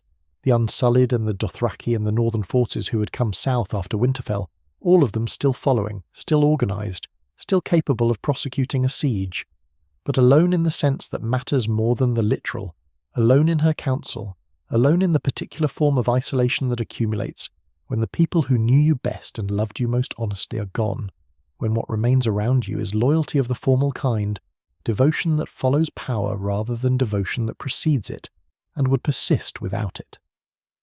She sat on Drogon above the city, and she was the last of her dynasty in the sense that mattered, the last person carrying forward the full weight of everything the Targaryens had been, and the weight of it was, in that moment, not sustainable in the way it had been when there were others to share it.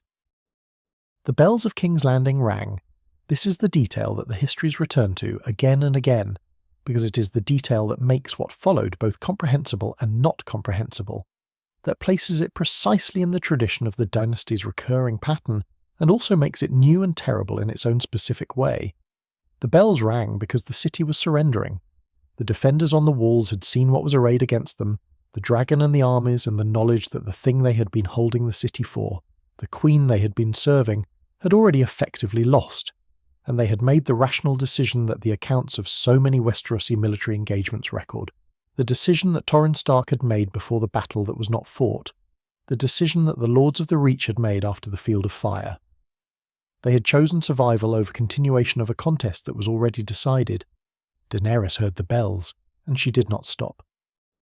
What she did over the city of King's Landing on that day will be recorded differently by those who seek to understand it, because understanding it requires holding multiple things simultaneously that resist being held together.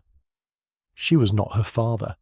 She had not spent the years of her life building toward the burning of cities as an expression of personal power or paranoia, or the specific satisfaction that Aerys had appeared to take in fire as an end in itself. The accounts of her character across the long arc of her story describe someone who had, on the contrary, bent herself repeatedly and at real cost toward restraint, who had held the dragons back when holding them back was the harder choice, who had been told by those she trusted to be a different kind of ruler than the ones the world had known, and who had genuinely tried to be that different kind.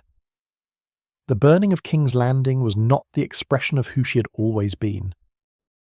It was the expression of what she'd become in the final passage of her story, under the accumulated weight of loss and isolation, and the particular grief of a person who has spent everything on a purpose, and arrived at its apparent fulfillment only to find that the fulfillment looks nothing like what the purpose was supposed to produce.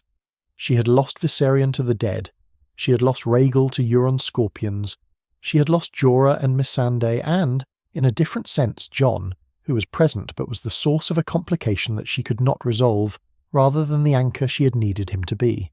She had lost the sense, somewhere in the crossing from Essos to Westeros, that the people of the realm were waiting for her, that they would receive her as a liberator in the way that the slaves of the great cities had received her, that the fire and the blood of her dynasty's words were the fire and blood of transformation rather than destruction. The welcome had not come. The lords had not rallied. The small folk had not opened their gates. What had met her instead was resistance and loss, and the growing suspicion that the world she had crossed oceans to claim was not the world that had been described to her across the years of preparation, that the home she was returning to had not been waiting for her return. The dragon fire fell on King's Landing in a sequence that those who survived described with the helpless inadequacy of witnesses to something for which language had not prepared them. The Red Keep burned. The city around it burned. The people in the streets, those who had not reached shelter in time and those for whom no shelter existed, burned. The dragon moved through the smoke and the flame with the terrible economy of a creature for whom fire is simply the expression of its nature, for whom the distinction between military target and civilian neighbourhood does not exist because dragons do not make such distinctions, and Daenerys either could not or did not impose upon Drogon the kind of restraint that would have required. The city that Aegon the Conqueror had founded on a fishing village at the mouth of the Blackwater Rush, that Maegor had built the Red Keep for, that Jaehaerys had made the centre of a unified realm, that had grown across 3 centuries into the largest city in Westeros, was burning. The parallel with Aerys was not lost on those who watched. He had planned to burn the city with wildfire, and had been stopped by his own Kingsguard. His daughter had done it with a dragon, and there was no one to stop her. The wildfire caches that Aerys had placed beneath the city ignited when the dragonfire reached them, adding green explosions to the orange and black of the ordinary burning, and those who had known about the caches and known what their ignition meant understood that the city was experiencing in the fire that Aerys had planned and his daughter had inadvertently completed, a kind of dynastic continuity that no one would have chosen, and that illuminated in the most terrible possible way what fire and blood actually looked like when the phrase was taken literally rather than treated as a rhetorical gesture. Jaime Lannister had come back to King's Landing. He had been with the Northern forces, with Brienne of Tarth, in a relationship of genuine meaning that he had left behind to return south, and the reasons he gave for this return were not entirely convincing to those who heard them, and may not have been entirely convincing to himself. He went to his sister, as he had always gone to his sister, as the bond between them had always been the thing that defeated every other consideration when the moment of choosing came. He died with her, in the collapse of the Red Keep, in the tunnels beneath the Dragon Skull Room, buried under the stones of the building that Maegor had completed with the blood of its builders. The Kingslayer had not been able to save the city this time, had not been positioned to make the choice that had defined him, had simply been present when the thing he had once prevented was not prevented, when the fire came and the stones fell and the history of what he had done and what he had failed to do was concluded in the dark under the rubble. Jon moved through the burning city with the particular anguish of someone watching something they had feared become real in ways they had told themselves it would not. He had defended Daenerys to those who questioned her. He had given her his fealty, which had not been easily given after she had proven herself at Winterfell and in the Long Campaign. He had allowed himself to set aside, or try to set aside, the knowledge of his own claim in deference to hers, because setting aside claims and personal interest in favour of duty and service was the mode of operation that his entire life had prepared him for. He had watched what happened over the city, and he had made, somewhere in the smoke and the screaming, the decision that the histories record in his subsequent actions rather than in any declaration, the slow and terrible decision of a man who has run out of the arguments he's been using to avoid a conclusion that the evidence has been requiring for some time. Daenerys stood in the aftermath of King's Landing, in the ash and the cold, before the ruins of the Red Keep, before the melted and broken things that the fire had made of the city, and she spoke of the work that remained. She spoke of liberation, of breaking the wheel that the world had been turning on, of freeing not just the 7 kingdoms but the entire world from the patterns of oppression and exploitation that had produced the suffering she had witnessed across her life. The words were not without a certain internal logic. She had spent years genuinely committed to liberation as a purpose, and the commitment had been real, and the purpose had been real, and neither of those things was negated by what had just happened. But the gap between the words and the ash-covered city behind her was not a gap that words could easily bridge, and those who heard her, and looked behind her, and then looked at her again, were doing the calculation that the situation required. The calculation about what the distance between intention and outcome had produced, and what it was likely to produce next if unchecked. Jon came to her. The accounts of their final conversation, which took place in the throne room of the Red Keep among the ash and the melted walls and the cold air coming through the broken ceiling, are sparse and largely reconstructed from what those nearby could hear and observe. She had reached the Iron Throne. The room around it was destroyed, the windows blown out, the walls scorched, the accumulated grandeur of 3 centuries of Targaryen rule reduced to blackened stone and settling ash. But the throne itself still stood, because the Iron Throne, made from the swords of defeated enemies and fused with Balerian's fire, was not easily destroyed by ordinary means, and it stood in the ruin of the room that had been built for it, and Daenerys touched it with the quality of someone recognizing something they have been moving toward their entire life. She died in that room. Jon killed her. The man who had been Aegon Targaryen, the son of Rhaegar and Lyanna, the legitimate heir to the throne she had just taken by fire, killed the last ruling queen of the dynasty he was the last legitimate heir of, and in doing so ended both the specific immediate threat of what her continuation would have meant, and also, definitively, the Targaryen dynasty as a ruling house of the 7 kingdoms. He did not take the throne for himself. He did not declare himself king. He simply did what the evidence and his conscience and the specific quality of honour that had defined him across every decision of his life required, and then he waited to face whatever consequences that would bring. Drogon found her. The great black dragon, largest creature in the world, the shadow of Balerion reborn, came into the throne room and found his rider dead and circled her and made the sounds that the accounts describe without being able to fully capture. The sounds of a creature processing a loss for which its nature may or may not have provided the capacity for processing. He did not kill Jon, which those present found remarkable, and which has been interpreted in many ways across the years since, as evidence of dragon intelligence, as evidence of something beyond intelligence, as evidence that the dragons understood the difference between an act of malice and an act of terrible necessity. He melted the Iron Throne. He breathed on it, the great black fire of Balerion's heir, and the throne that Aegon the Conqueror had made from the swords of his enemies, and that had been the symbol of Targaryen rule for 300 years, dissolved into a pool of cooling metal on the floor of the ruined throne room. This was perhaps the most eloquent act in the entire story of the dynasty, more eloquent than any speech or declaration or formal ceremony, this final refusal of the symbol itself. The dragon did not kill the man who had killed the queen. The dragon destroyed the object that the death had been, in some ultimate sense, about. The thing that the dynasty had built and fought and burned and sacrificed for across 3 centuries. Whether Drogon understood what he was doing in any conscious sense is a question that belongs to the philosophy of dragon cognition rather than to history. What matters is what he did, and what it meant in the context of everything that had come before. The throne was gone. The dynasty was over. The thing that Aegon the Conqueror had forged from the swords of the defeated kings of Westeros had been unforged by the fire of his last descendant's dragon, and what remained was simply the room and the ash and the man who had done what he believed he had to do. Jon was imprisoned. He was held while the great lords of the realm assembled to decide what would come next, and what came next was the Great Council that chose Bran Stark as king. The second Great Council in the history of the realm, though this one was more improvised and more openly pragmatic than the formal gathering at Harrenhal in 101 years after the Conquest.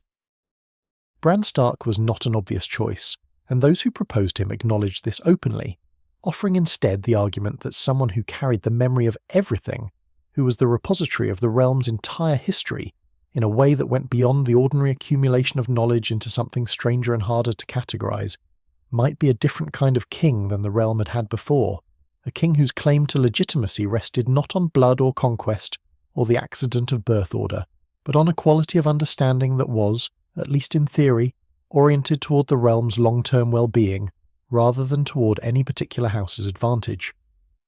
Sansa Stark secured the independence of the North. The kingdom that Torrhen Stark had chosen to preserve through submission rather than destruction, the kingdom that had retained its essential character across 300 years of Targaryen rule, and the chaos that followed it, would be a kingdom again, independent, its own. The crown of the North sitting on the head of a Stark in Winterfell, as it had sat before. Torrhen knelt, and as perhaps it had always, in some deep northern understanding of what the North actually was, continued to sit in the sense that mattered most. This outcome would have been comprehensible to Torrhen, and to Jaehaerys, and perhaps even to Aegon the Conqueror, who had always understood that the North's submission was a particular kind of submission, one that preserved more than it surrendered. Jon was sent back to the Night's Watch, or to what remained of it, which was effectively a sentence of exile to the far north dressed in the formal clothing of an institutional assignment. He went beyond the wall. The accounts of his going describe him walking north through the gate in the wall with the free folk who had survived the long night, into the lands beyond, into the cold and the open sky, away from the south and the thrones and the consequences of everything that had happened. Ghost was with him, the white direwolf that had been his companion since Winterfell and that had survived everything, as companions of that particular quality sometimes do. Whether he went in grief or in relief or in some mixture of the two that did not resolve into either, the accounts do not clearly say. He went north, and the wall stood behind him, and the sky was grey and wide and empty of dragons. Drogon had gone east. This is the final mystery the dynasty left behind. The unanswered question that the story ends on rather than resolves. The last dragon, carrying the body of the last Targaryen queen, had flown east from King's Landing, over the narrow sea, toward Essos, toward the lands that the Targaryens had come from, and that the dragon's fire had never touched in the same way it had touched the west. Where he was going, what he was seeking, whether he was returning to something or fleeing from something or following some instinct that had no name in any language the maesters knew, no one could say.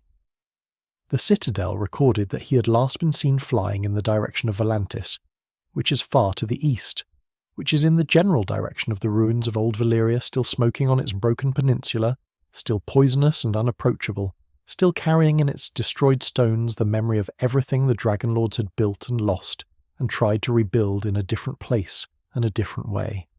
Perhaps Drogon was going home, in the only sense that the word home could apply to the last creature of a kind that had lived in the volcanic highlands of a dead civilization. Perhaps he was going somewhere else entirely. Perhaps he found an island somewhere, warm and remote, and settled into it as the Targaryens had settled into Dragonstone, waiting out a century of quiet while the world moved on and forgot and eventually stopped looking. Perhaps, somewhere in the vast east, the last dragon found a place to rest. The Six Kingdoms, as they were now, settled into the new order with the pragmatic adaptability that populations generally bring to changes in who sits on the throne, particularly when the change comes after a period of sufficient disruption that stability, in whatever form it arrives, is more welcome than contested. The institutions that Aegon the Conqueror had built, and that Jaehaerys had refined, and that the dynasty had maintained across 3 centuries proved durable enough to survive the transition, which was perhaps the most meaningful testament to the quality of the building. The small council continued. The laws continued. King's Landing was rebuilt, as cities are rebuilt, the ash cleared and the stones reset, and the streets repopulated by people who had survived and by people who came after, and by the ordinary insistence of urban life on continuing. The Great Sept was gone, destroyed not in the dragon fire of the last war but earlier, in a different act of Lannister calculation, but the hill it had stood on remained, and the city grew back around the absence.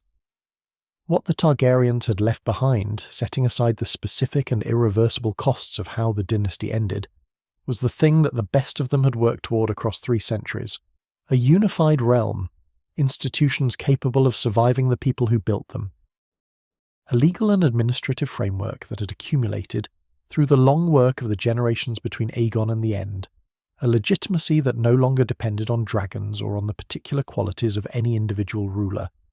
The idea of the 7 kingdoms or the 6 kingdoms in the north as a coherent political entity rather than a collection of warring regions was Aegon the Conqueror's creation, and it survived him by 3 centuries, and it survived the dynasty's end because it had become, through the long patient work of the reign of Jaehaerys and the imperfect but real governance of the generations after him, something that the people of the realm understood as simply the way things were. This is what dynasties leave behind when they leave anything at all. Not the names of the kings, though some names persist. Not the details of the battles, though the field of fire and the dance and the long night will be told for as long as people tell stories about the past. What they leave behind is the shape of the world they made, the invisible architecture of expectation, an institution, an identity that people live inside without necessarily knowing who built it, or how, or at what cost. The Targaryens built a unified Westeros, and Westeros remained unified in the only sense that mattered, which is that the people who lived in it continued for the most part to understand themselves as belonging to a shared political and cultural order rather than to 7 separate ones. The silver hair was gone from the throne, the violet eyes were gone from the small council, the dragons were gone from the sky above King's Landing, and the dragon pit stood empty on its hill as it had stood empty since the reign of Aegon III, carrying in its ruined dome the memory of what it had been built for and what it had lost. But the city lived. The realm lived. The idea that Aegon had brought across the narrow sea on a painted wooden table, the idea that the continent could be one thing rather than 7 things, persisted in the stone and custom, an accumulated habit of a civilization that had been shaped by 3 centuries of dragon kings, and that carried that shaping forward, quietly and without drama, into whatever came next. There is something worth sitting with, in the long quiet of this final consideration, about what 300 years of fire and blood and silver hair and violet eyes actually amounted to. Not the dramatic individual moments, though those have their own weight. Not the battles or the burnings or the betrayals or the loves, but the whole of it, the entire arc from the last dragon lord on his gloomy island looking west across the narrow sea to the last dragon flying east over that same sea, carrying the last queen toward a destination no one could name. 300 years is a long time. It is longer than most institutions last, longer than most dynasties last, longer than most of the human structures that the world produces before it changes them into something else. And the Targaryens filled their 300 years with the full range of what families and dynasties and people fill time with, which is everything. The heroic and the vile, the patient and the impulsive, the wise and the ruinous, the figures who built and the figures who destroyed, and the many more who did both simultaneously, unable to separate the qualities that served one purpose from the qualities that served the other. Aegon the Conqueror brought the world a peace it had not known it wanted, and could not have imagined it would accept. Jaehaerys gave that peace its best institutional expression, and its longest continuous flowering. The dance destroyed what 3 generations had built and forced the dynasty to discover whether it was capable of continuing without the thing that had defined it. Daenerys brought the dragons back to a world that had forgotten what dragons meant, and she liberated cities, and she crossed oceans, and she won battles that should not have been winnable, and she burned a city that should not have been burned, and she died in the throne room of the castle that her ancestor had built in the city that her ancestor had founded. And the dragon that carried her away was the last dragon in the world, flying east toward a home that no longer existed except as ruin, toward the ghost of the civilization that had made everything possible, and then destroyed itself before any of its heirs could fully understand what had been lost. The wheel had not been broken, perhaps, in the way that she had wanted to break it, but something had ended cleanly and finely, and something had been preserved, and the balance of those 2 things is not a calculation that the present moment is ever quite positioned to make accurately. It takes time. It takes the kind of distance that comes from many years, from the quiet accumulation of consequence, from the slowly shifting view that comes when you are far enough from the fire to see both what it consumed and what it did not reach. Let that distance be what you rest in tonight, as the story settles around you into the shape it actually has, which is neither triumph nor tragedy in any clean sense, but something more human and more complicated and more finely true than either of those simpler forms. The dynasty is over. The realm continues. Drogon flies east in the dark above the narrow sea, carrying something irreplaceable towards somewhere unrecorded. And here, wherever you are, the night holds everything gently, the way the night always holds everything, without judgment, without hurry, in the long breathing dark that precedes whatever comes with morning. And so we have come together to the end of the long road. We have travelled from the smoking highlands of a dead civilization to a fishing village at the mouth of a river, from the painted table on a cold island to the melted pool of 1,000 swords. We have sat with kings who built and kings who burned, with queens who dreamed and dragons who carried those dreams across oceans. We have felt the weight of a dynasty that tried, across 3 centuries and in the full range of its beauty and its ruin, to make something that would last. What lasts in the end is not the fire. It is the warmth that the fire was meant to provide. It is the realm beneath the dragons going about the patient work of living. It is the dream of something unified, something whole, something worth the long effort of holding together. You have held it all tonight, as gently as it deserved to be held. Let it go now. Let the silver hair and the violet eyes and the great black wings dissolve into the dark behind your eyes. Let the names return to the silence they came from. Let the dragons sleep. The night is long and soft and yours entirely, and now your watch is ended.